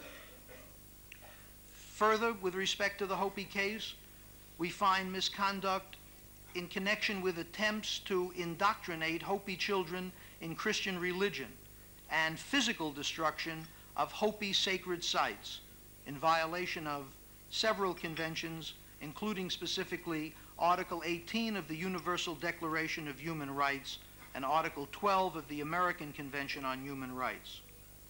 We further find misconduct in connection with the interference with the Hopi right to educate their own children according to their own traditional ways and their own worldview. In violation, Article 13, Subdivision 3 of the International Covenant on Economic, Social, and Cultural Rights, as well as Article 26 of the Universal Declaration of Human Rights.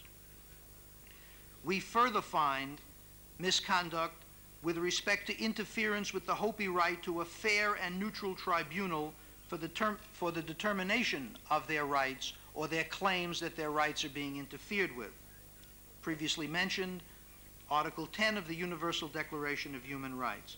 Finally, with respect to the Hopi case, we find that the United States government has deceived and lied to the Hopi people, and that action violates the right of the Hopi people to know and act on those things which they are entitled to, as enunciated in Principle 7 of the Helsinki Final Act.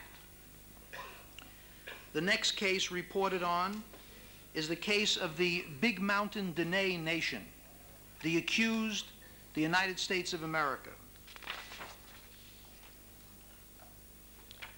We, the members of the Fourth Russell Tribunal, find that the evidence shows that the actions of the accused violate Article 2, C, and E of the Convention on the Prevention and Punishment of the Crime of Genocide, and therefore constitute the crime of genocide. We find a further violation of the rights of the Navajo and Hopi people in connection with the partition of their land and the relocation of people who, with their forebears, have lived on this land for a time that we cannot calculate because it is so long. this right protected by Article 21, Subdivision 2, Article 22, Subdivision 5 of the American Convention on Human Rights, amongst others. We further find interference with the religious ceremonies and sacred sites of the Big Mountain people in violation of Article 18 of the Universal Declaration of Human Rights, and others. And finally, we find that the use of Big Mountain land for energy development against the will and tradition and religion of the Big Mountain people violates their right to control economic development and the disposition of the resources which are theirs, in violation of Article 1 of the International Covenant on Economic, Social, and Cultural Rights, amongst others. The next case reported upon is the case of the traditional Western Shoshone Indians, organized as the Western Shoshone Sacred Lands Association, accusing the United States of America. We, the members of the Fourth Russell Tribunal, find that the declarations of the United States courts that the aboriginal land rights of the Western Shoshone have been extinguished, even though the Western Shoshone have never agreed to give up those lands, violates their right to own property, protected by Articles 17, Subdivisions 1 and 2 of the Universal Declaration of Human Rights, amongst others. We further find a failure on the part of the United States government to respect a treaty which they entered into with the Western Shoshone people, the Treaty of Ruby Valley, which guarantees the Western Shoshone their aboriginal lands. This is not only contrary to the terms of the treaty, but Principle 10 of the Helsinki Final Act. We further find that the use of Western Shoshone land for energy development is against the will of the Western Shoshone people and violates their right to control their natural resources and economic development. And finally, as in earlier matters, we find that the rights of the Western Shoshone people to a fair and neutral tribunal for the determination of their rights has been violated. That ends the North American cases.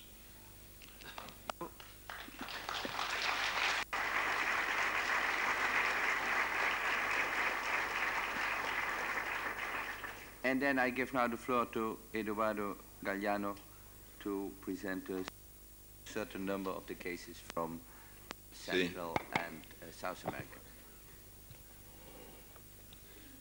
Yo voy a leer, resumiendo un poco, solamente la parte de las conclusiones que corresponden a cada caso y no la parte posterior del sustento legal de esas conclusiones.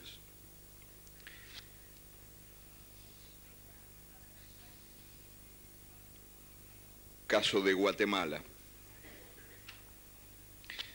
Las sangrientas y continuas agresiones cometidas contra los indígenas del Quiché muestran un absoluto desprecio a los derechos humanos más elementales y constituyen una muestra elocuente del genocidio y etnocidio que el Estado guatemalteco practica desde siempre contra la población mayoritariamente indígena del país,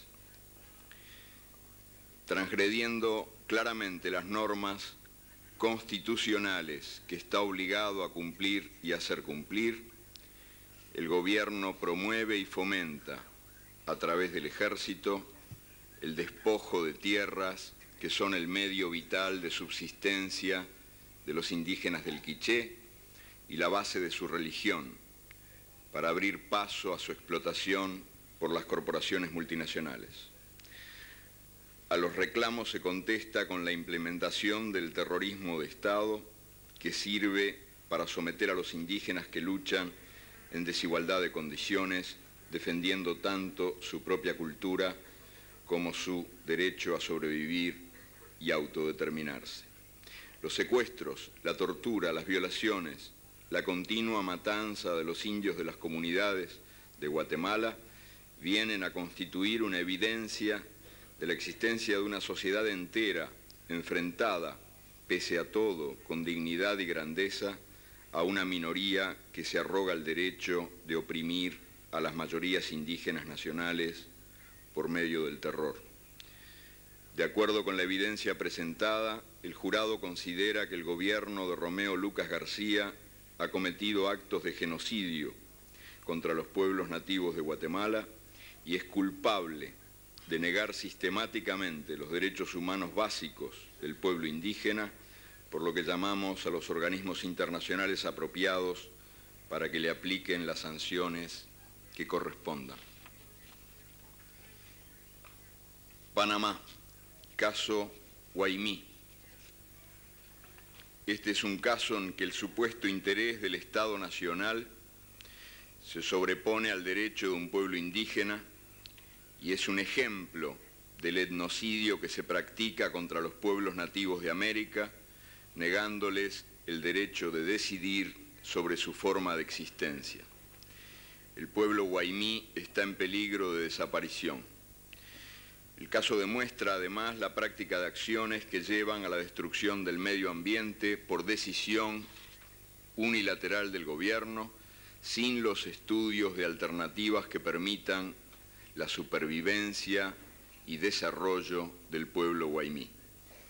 La concesión para fines energéticos y mineros de tierras agrícolamente aptas y que son el sustento básico de una población aproximada de unas 60.000 personas, es contraria a los derechos posesorios de los indígenas por la decisión inconsulta y autoritaria del Estado, que ejecuta así una acción discriminatoria, negando el espíritu de los artículos que la Constitución consagra a la protección de la vida, honra y bienes de los panameños, sin discriminación de raza, nacimiento, clase social, sexo, religión o ideas políticas, y los que ordenan el estudio, conservación y divulgación de las lenguas aborígenes, el respeto a la identidad étnica y el desarrollo de los valores materiales, sociales y espirituales de las comunidades indígenas.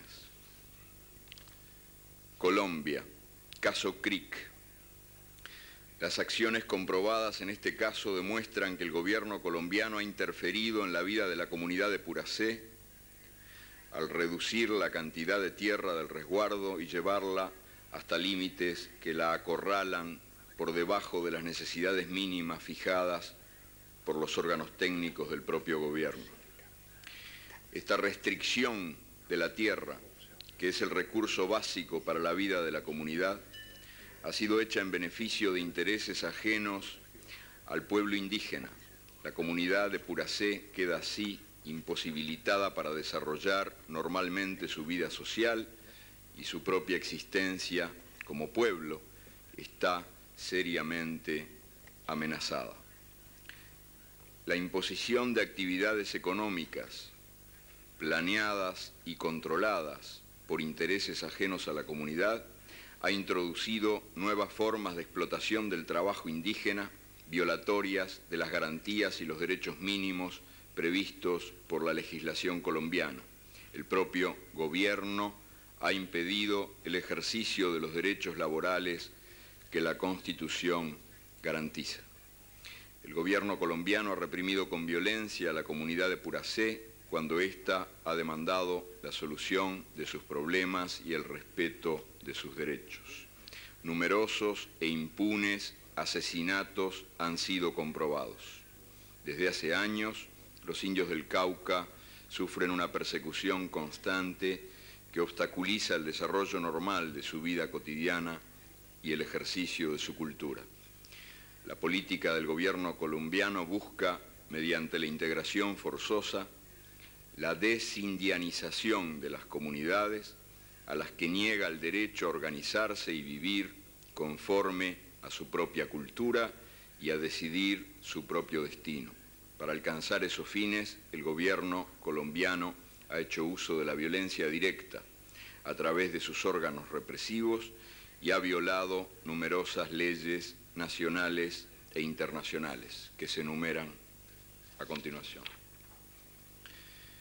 Perú, caso de San Juan de Hóndores. Las comunidades indias del Perú tienen poca o ninguna oportunidad de audiencia por parte de las autoridades del Estado, porque, como en el caso de San Juan de Hóndores, la justicia no ampara sus reclamos ni derechos. Precariamente las comunidades se organizan intentando responder al régimen que los oprime al servicio de intereses ajenos. En estas condiciones, el cuarto Tribunal Russell alienta la realización de eventos indígenas y campesinos que sin intervención previa del Estado y en forma autónoma procuran encontrar alternativas a su drama, como el encuentro realizado en el Cusco en ocasión del primer Congreso de Nacionalidades Quechua, Aymara y de la Selva del Perú en noviembre de 1980. La conducta gubernamental transgrede diversas disposiciones constitucionales y legales que el gobierno está obligado a cumplir y a hacer cumplir. El gobierno no aplica la legislación penal que sanciona los crímenes cometidos por la Guardia Civil del Perú y deja sin sanción también graves delitos de lesiones, robo, usurpación, abuso de autoridad, corrupción de funcionarios y diversas violaciones de la libertad. Perú, caso Campa. Las invasiones de tierras que despojan al pueblo Campa son actos de hecho y por lo tanto ilegales. Afectan sus derechos y ponen en peligro su supervivencia y su identidad cultural. Obligados a un constante desplazamiento hacia zonas que no constituyen su hábitat tradicional, los Campas viven un permanente clima de violencia física y psicológica contra sus antiguas prácticas de vida comunitaria y cultura compartida. Los colonos defienden su estatus por la fuerza o por el imperio de amenazas permanentes. Estos hechos que ponen en conflicto a la humanidad, a la comunidad indígena y a los colonos invasores, gentes pobres llegadas desde otros lugares, exigen el respeto a los derechos de los Campas y el amparo a sus derechos históricos al uso, posesión y propiedad de su territorio. Urge evitar, además, que las empresas privadas usurpen los recursos forestales que tradicionalmente corresponden a los Campas. De la misma manera, se deben proteger estos derechos cuando se ejecuten los proyectos de vialidad e hidroelectricidad a fin de evitar el exterminio de esta colectividad. El gobierno peruano está transgrediendo y permitiendo que se transgreda abiertamente la legislación nacional del Perú y la legislación internacional, especialmente las disposiciones de protección indígena selvática y de resguardo de sus recursos naturales. Okay. Then I give now, thank you, Eduard. Then I give now the floor to Darcy Ribeira to read us a summary of the last one cases, the Brazilian cases. Eu vou apresentar sumariamente os vereditos do Tribunal Russell sobre os 3 casos brasileiros aqui examinados formalmente. No primeiro caso, o acusado é a Ordem Salesiana, por sua atuação no Rio Negro, no estado do Amazonas, no Brasil. A Ordem Salesiana é acusada de haver se apropriado das terras pertencentes aos índios, registrando estas terras em nome da própria Ordem. É acusada também de desfazer, desintegrar intencionalmente a estrutura social das tribos do Rio Negro e a desfazer as famílias, declarando que o faz para separar os pais dos filhos e educá-los para a civilização. Na realidade, o que consegue é formar homens inaptos para a vida do seu povo e moças que vão trabalhar como domésticas e prostitutas nas cidades. São citadas as leis internacionais e a legislação nacional que é violada pela ordem salesiana, que se torna, nesse caso, culpada de genocídio e de etnocídio. O segundo caso, apresentado ante o tribunal,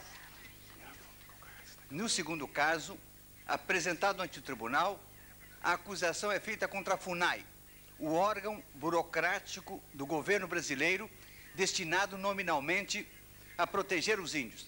Esse órgão, no caso concreto dos índios Nambiquara, do oeste do Brasil, esse órgão governamental desalojou a tribo de onde ela vivia para entregar as terras a fazendeiros. Posteriormente, aceitou que no local novo para onde ela estava sendo trasladada, que passasse uma rodovia que está tirando completamente as condições de sobrevivência dos Nambiquara, um grupo extremamente primitivo que necessita vitalmente de algum isolamento para suportar as transformações profundas que estão sofrendo pelo impacto da civilização. Nesse caso, o órgão governamental é acusado, com base na legislação nacional e internacional, de crime de genocídio contra os índios Nambiquara. No terceiro caso, é apresentado o que está sucedendo com os índios de Mangueirinha, no Paraná.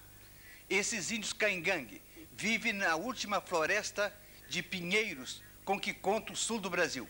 Essa floresta persiste porque era defendida por índios caingangue que ali vivem há mais de 10.000 anos. Pois bem, essa floresta foi entregue a um grupo de madeireiros que já ganhou, na primeira instância na justiça, a desapropriação daqueles índios em termos de promover o progresso da região, ou seja, de derrubar a última mata de pinheiros, tirando os índios a condição básica de sua sobrevivência.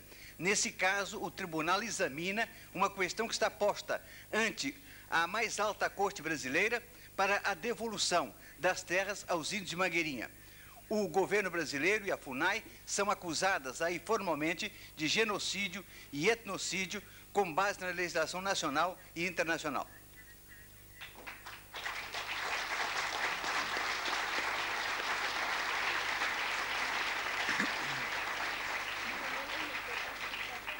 Thank you, Darcy. Then I give now the floor again to Elliot Taikev, who will first say some words about the reaction of the jury to the different declarations, and who will continue immediately after with the recommendations. Faced with the task of reading or summarizing the last portion of our I am reminded that there was an oversight in the effort to thank all who have worked for this event and who have made our lives more comfortable. We neglected to mention our very important group of specialists and advisors who are sitting to the right, and we all apologize for that oversight, and we thank you for all that you have done, particularly with respect to this section of the report. This section is entitled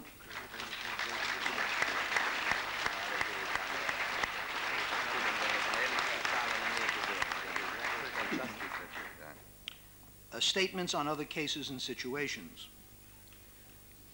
In addition to the cases selected by the organizing committee for full hearings, there are a number of other significant and even grave cases or situations which merit comment.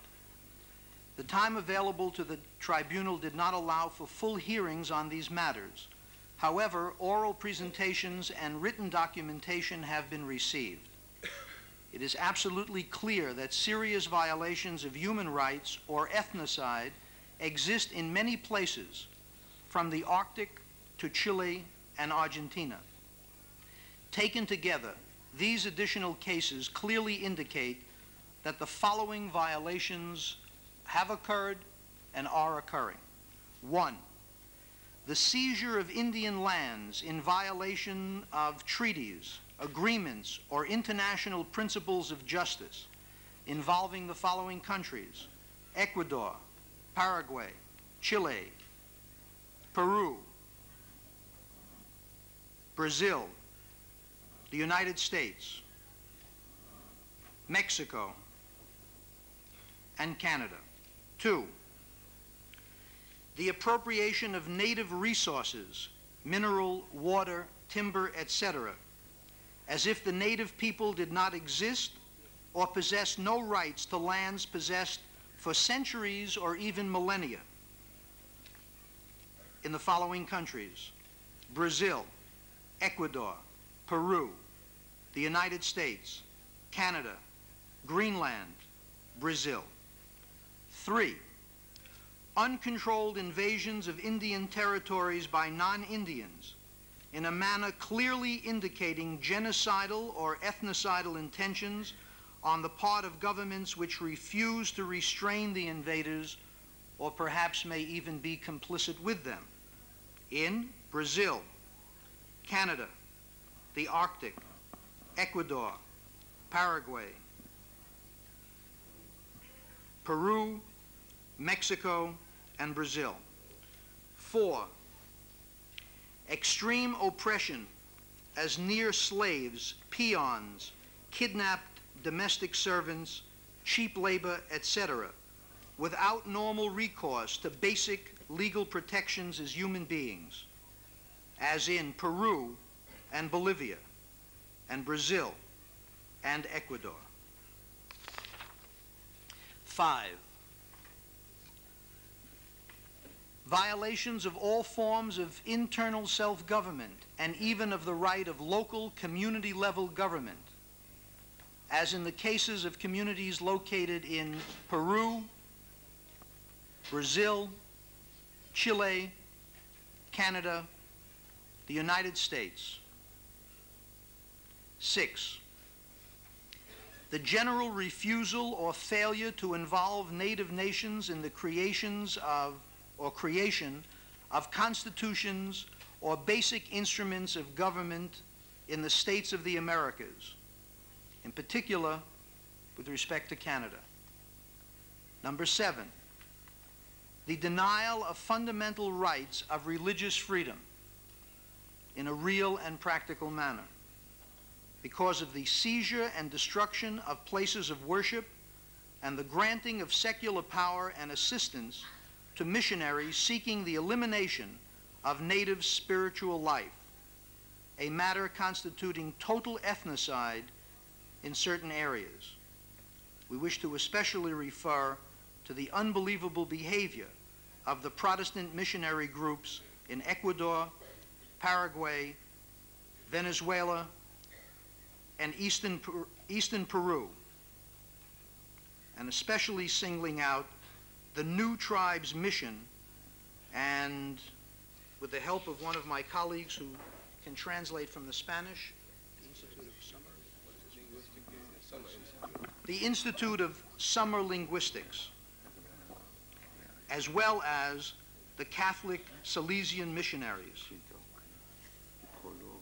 Forceful reference must also be made to the violations of native religion and seizure of sacred places in the United States and Canada, as well as the appropriation of sacred places in Mexico.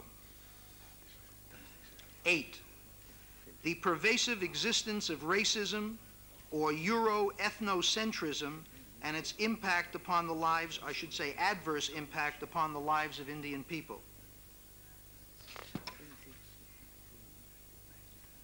Referring to every country that has been mentioned so far. 9, the denial of adequate health programs, the denial of basic public hygiene, and the sterilization of Indian women. Reading in part from that section of the report and quoting it exactly.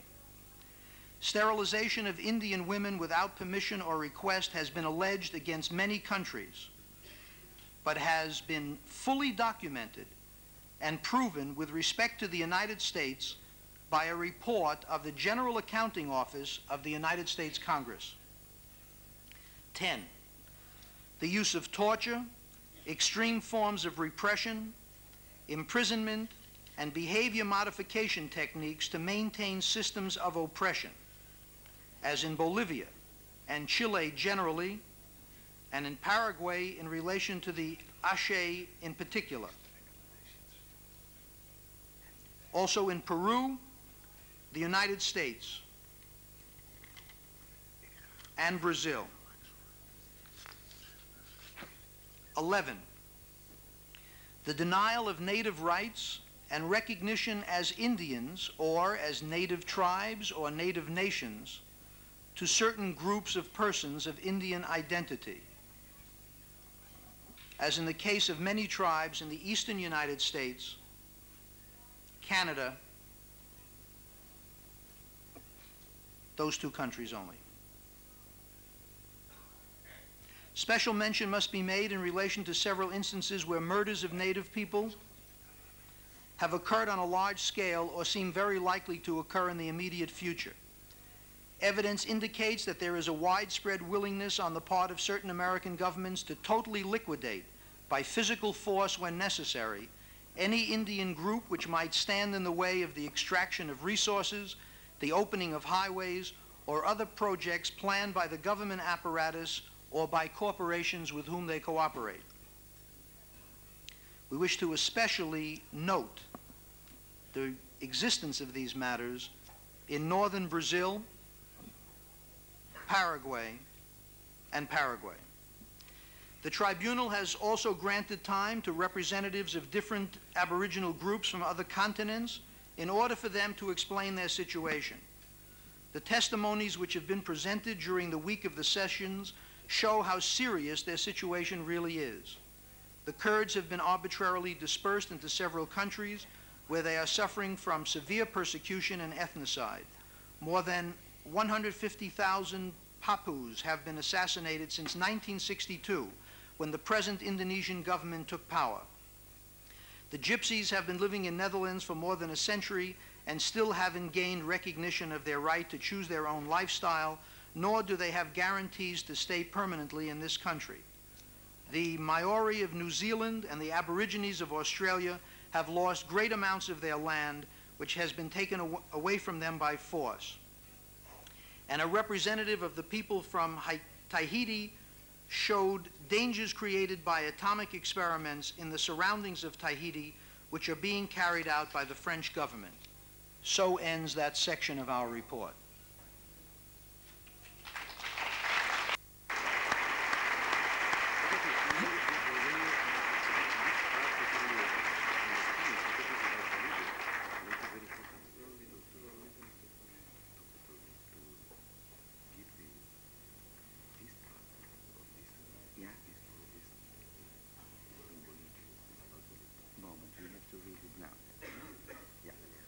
Moment. Eduardo Galliano will now read the statement which the tribunal made on Bolivia.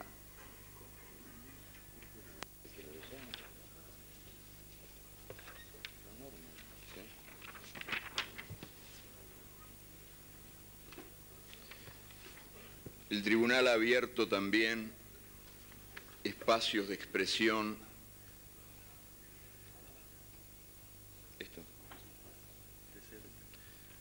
Perdón.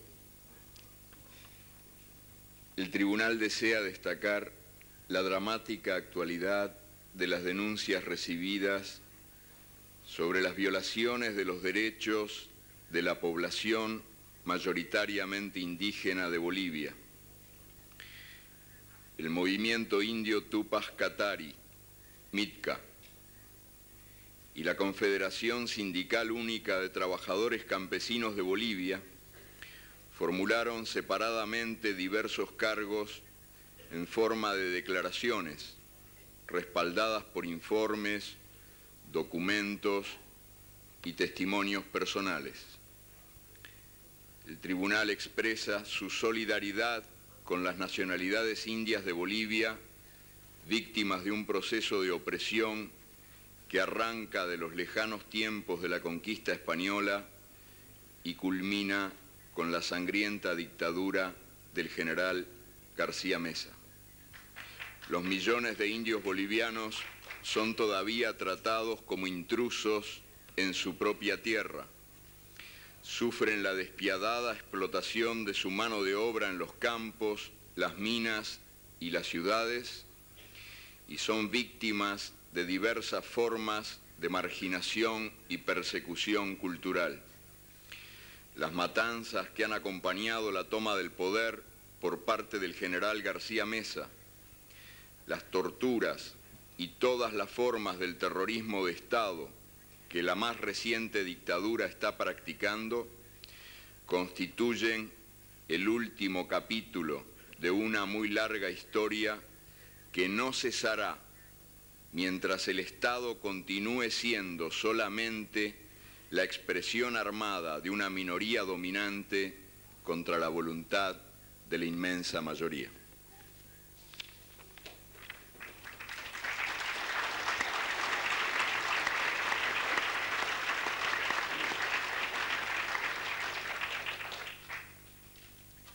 And then I give now the floor again to Elliot Tykef to read us the recommendations.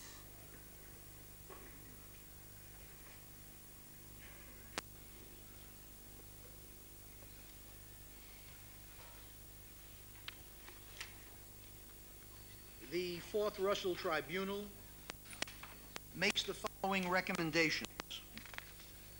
These first 5 being made specifically to governments. 1, the Indian people of the Americas must be recognized according to their own understanding of themselves, rather than being defined by the perception of the value systems of the alien dominant societies. 2,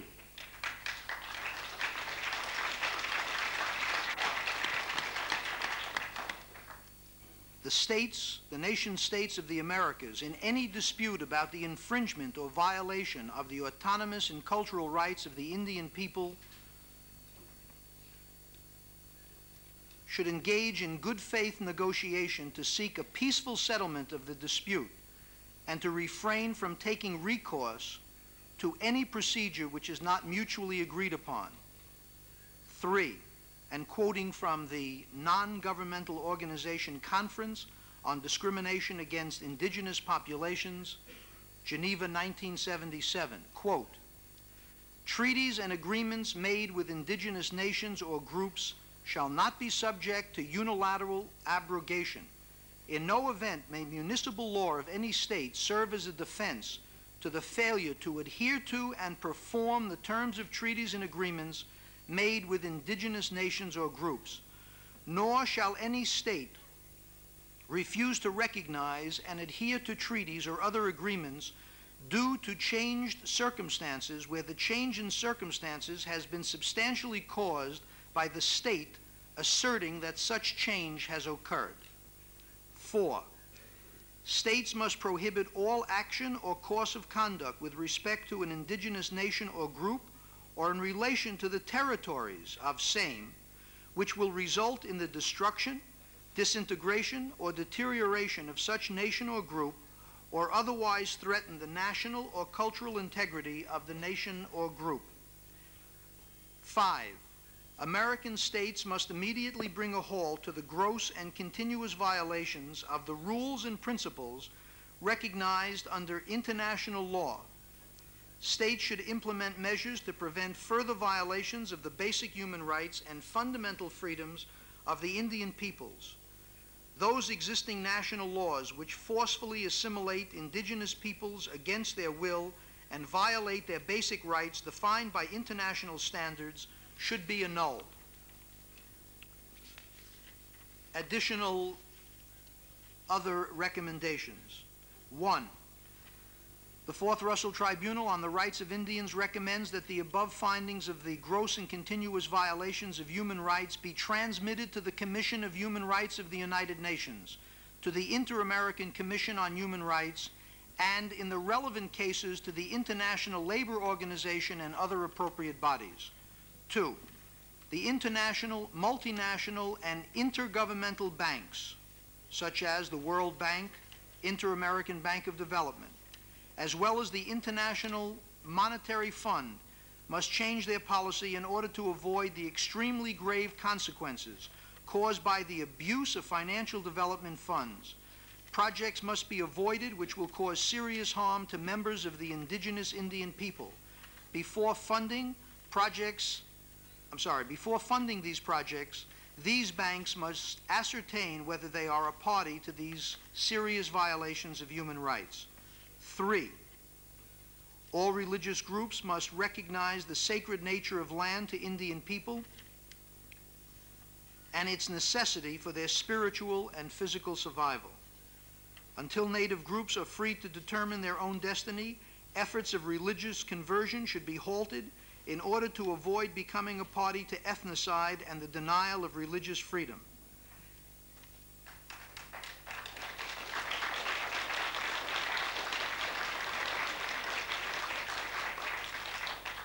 The declarations of the Pope made in Brazil giving full recognition to the nation's status of indigenous peoples should be put to effect by the Roman Catholic Church everywhere.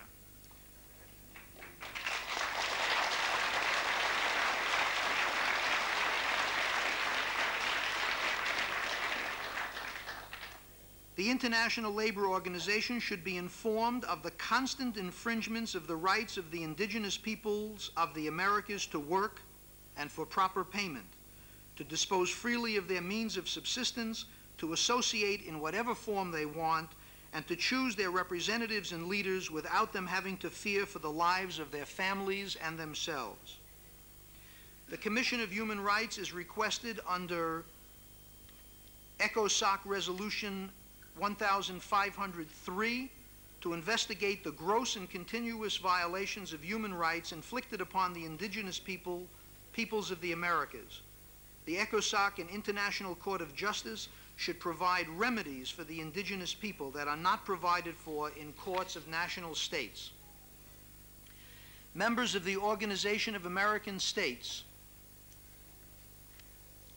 should take immediate action to halt the practices of the governments of Bolivia and Guatemala, the organized massacres and the most flagrant and inhuman treatment of the indigenous people of Guatemala, as reported by Amnesty International, are fully supported by the evidence that has been presented to this tribunal. The Subcommission on the Prevention of Discrimination and the Protection of Minorities of the Commission of Human Rights is requested to set up a permanent committee for the effective and continuous protection of the rights of indigenous people. Indigenous people should have the right to communicate with this committee, and a fund should be established to provide assistance to such groups for the purpose of these communications. Teachers and educators in the Americas are called upon to live up to their professional responsibility to bring to an end the anti-Indian character of instruction in the schools attended by Indian children, and I will add my own words, and others.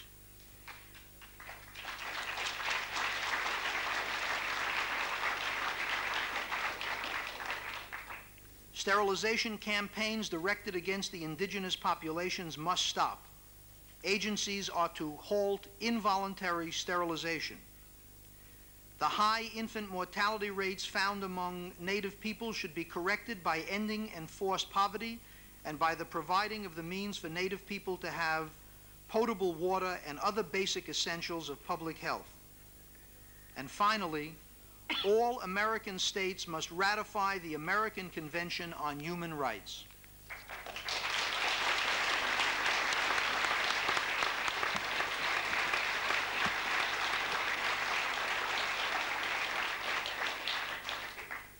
Then I give now the floor to Eduardo Galeano to read us the final conclusions. Quinto, consideraciones finales. Este cuarto tribunal Russell no tiene poder legal. Sus decisiones no obligan a nadie. Esta debilidad constituye, sin embargo, la clave de su fuerza. No pudiendo imponer sanciones, apela solamente a la conciencia y la razón humanas. El tribunal afirma su derecho moral a exigir a los gobiernos y a las organizaciones internacionales el cumplimiento de las normas vigentes en materia de derechos humanos en general, así como los derechos específicos de los pueblos indígenas de las Américas. También actúa como caja de resonancias de informaciones que pueden contribuir a un mejoramiento radical de los medios jurídicos de protección de esos derechos. El tribunal lamenta que los gobiernos y organizaciones acusados no hayan dado respuesta a la invitación que se les formuló para que acreditaran defensa. Su silencio es elocuente. El tribunal se propone influir sobre la opinión pública mundial por todos los medios posibles para romper la difundida pero falsa imagen del indio, infectada de racismo y hostilidad, y para llamar la atención respecto a la encarnizada persecución de que los indios han sido y son víctimas y las múltiples violaciones de sus derechos. Además, y sobre todo, procura dar énfasis internacional a la heroica resistencia de los indios ante los continuos actos de humillación, explotación y agresión.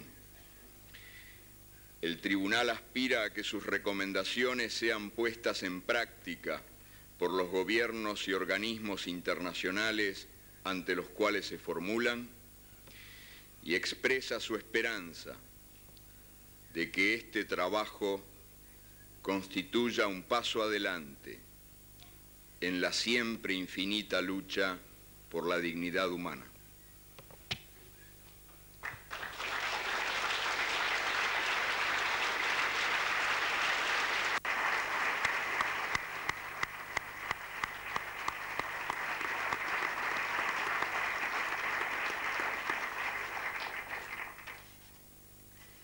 Yes, this was the end of that part which will be read to us of the decision of the jury.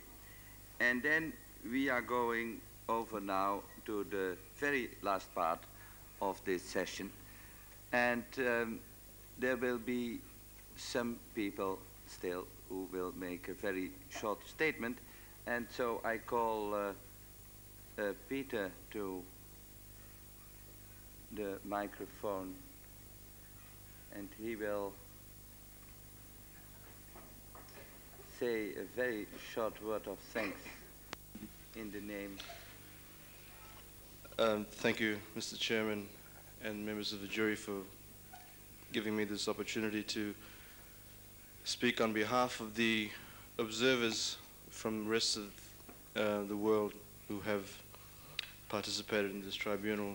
I will be very brief in thanking the members of the jury, the organizers, and especially our Indian brothers, because this tribunal is primarily concerned with their particular cases, but for their permission in allowing us to be able to also describe our own situation.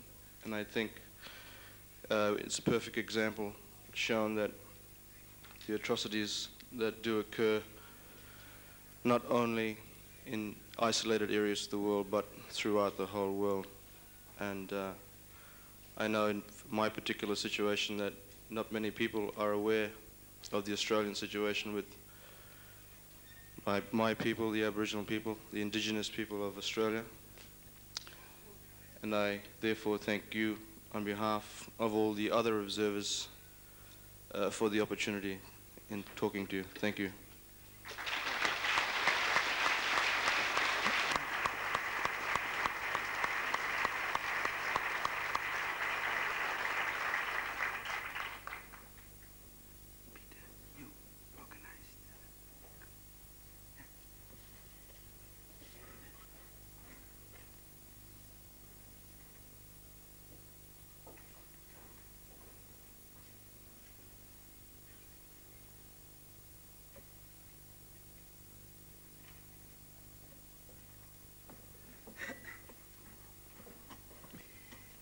Then I want to say a little word myself, and because in a certain way I will be very short.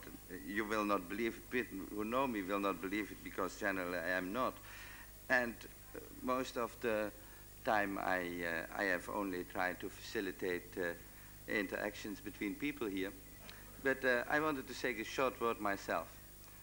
I think that many people who have come here have thought that they would come here in doing something which many of those people who are coming here are doing often, to fight a social injustice.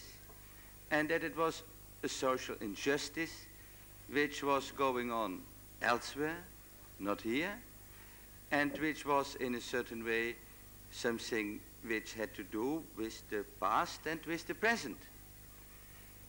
And I think that's true.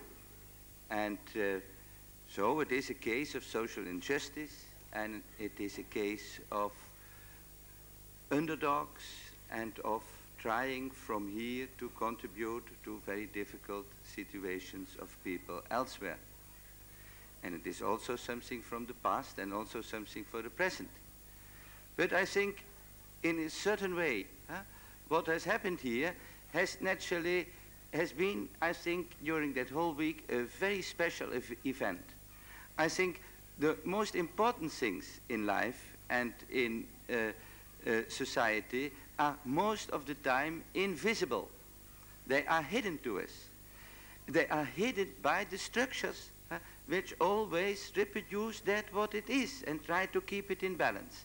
And there are certain interventions which at certain moment can make certain very important things which remain always invisible by the structures of our society visible. And I think this event of the Russell Tribunal has been such an event. And that in a certain way the most important aspect of this tribunal has been that what became visible, made visible that what has happened here is in the first place perhaps something of the future, and not only, and even not in the first place, the future of the Indian peoples, but the future of all people. And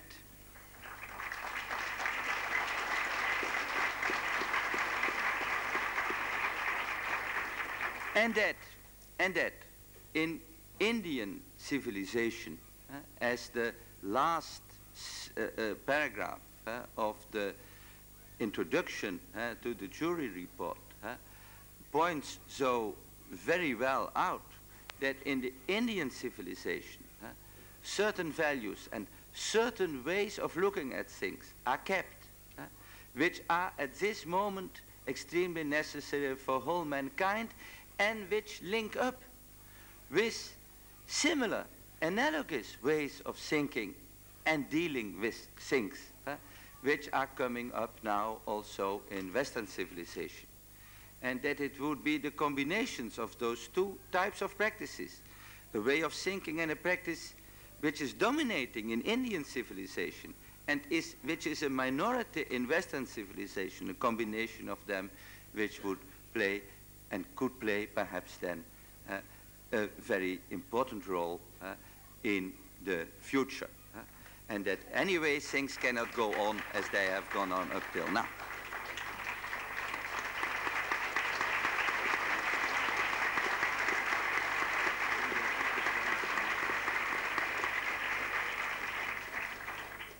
And then I wanted to thank all those people who have collaborated with me and have helped me to fulfill this task, which I have fulfilled.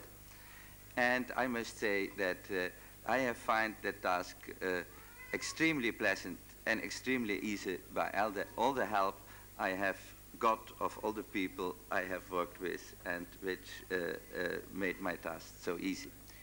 And then I want to say something which is, I think, very important. I want to thank very specially, again, you can thank everybody, but very specially, our interpreters, who have contributed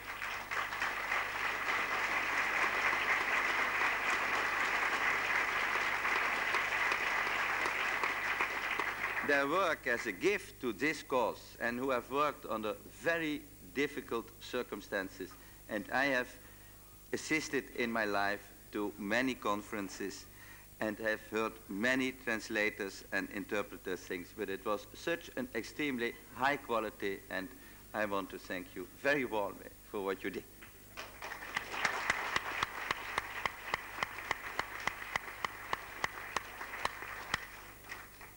And then before I give now the floor to Fons Eickholt, I want to thank also the people of the Doelen, the technical staff of the Doelen, who have helped us and made this work possible for us.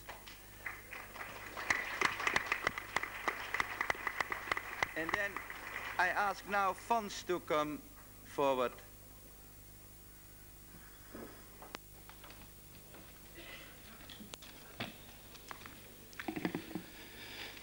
Yesterday evening, the whip was invited by the Indian delegations to have a meeting.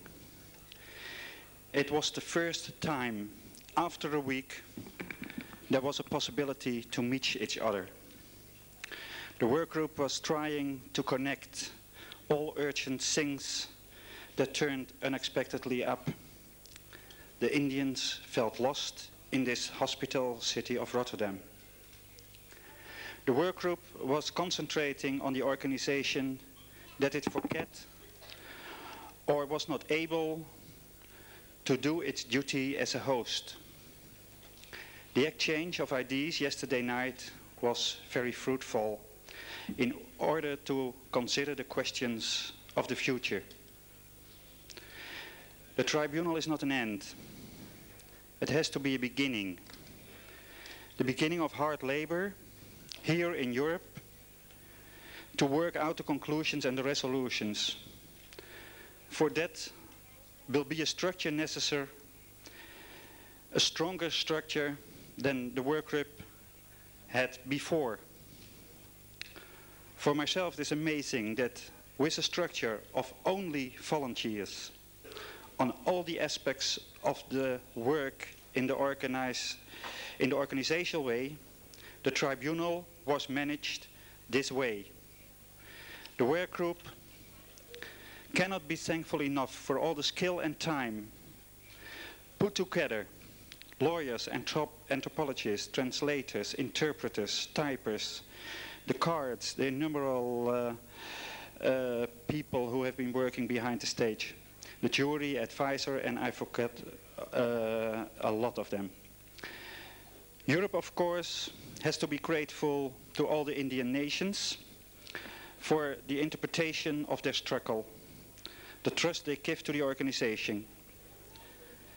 They sent documents, they came here. It was a pity that the South American delegation could not be more bigger due to governmental and financial things.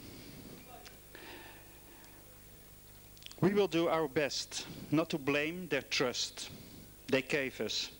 We hope that all the now informed people will not blame that trust.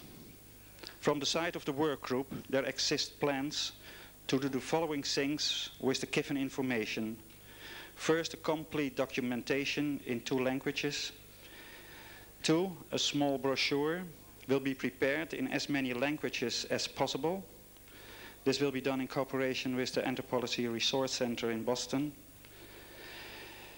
The final report given already by the jury. A book version of the tribunal in Dutch and German and hopefully in other languages. 5, lesson material for schools. 6, some manifestations from local groups here in Holland are already planned. The documentation, we will see if we can keep it together to give it to a university or institution where it can be consulted by all the people who need this information. In the yesterday meeting, the suggestion was given to have the basic material ready in February for a presentation of the Human Rights Commission of the UN.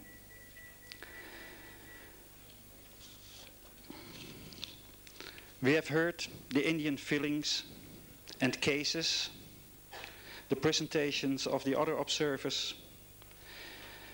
and the recommendations of the jury. As a whole, a result of much labor during years for organizers and organizations all over the world. It sounds altogether as a successful tribunal.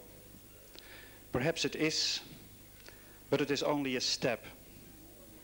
I hope it is, in the history of Aboriginal rights. We can call this tribunal not sooner a success before the Aboriginal rights are recognized de facto and respected all over the world. Thank you.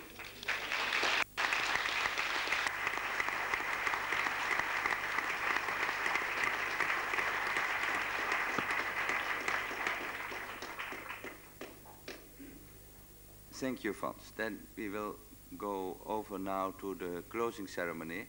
And the closing ceremony will be in the following way. First we will listen to Philip Deere. And after that, and that will be the last and final act of this meeting, we will hear Mario Juruna, who will speak to us and who will close the session with a Xavante prayer.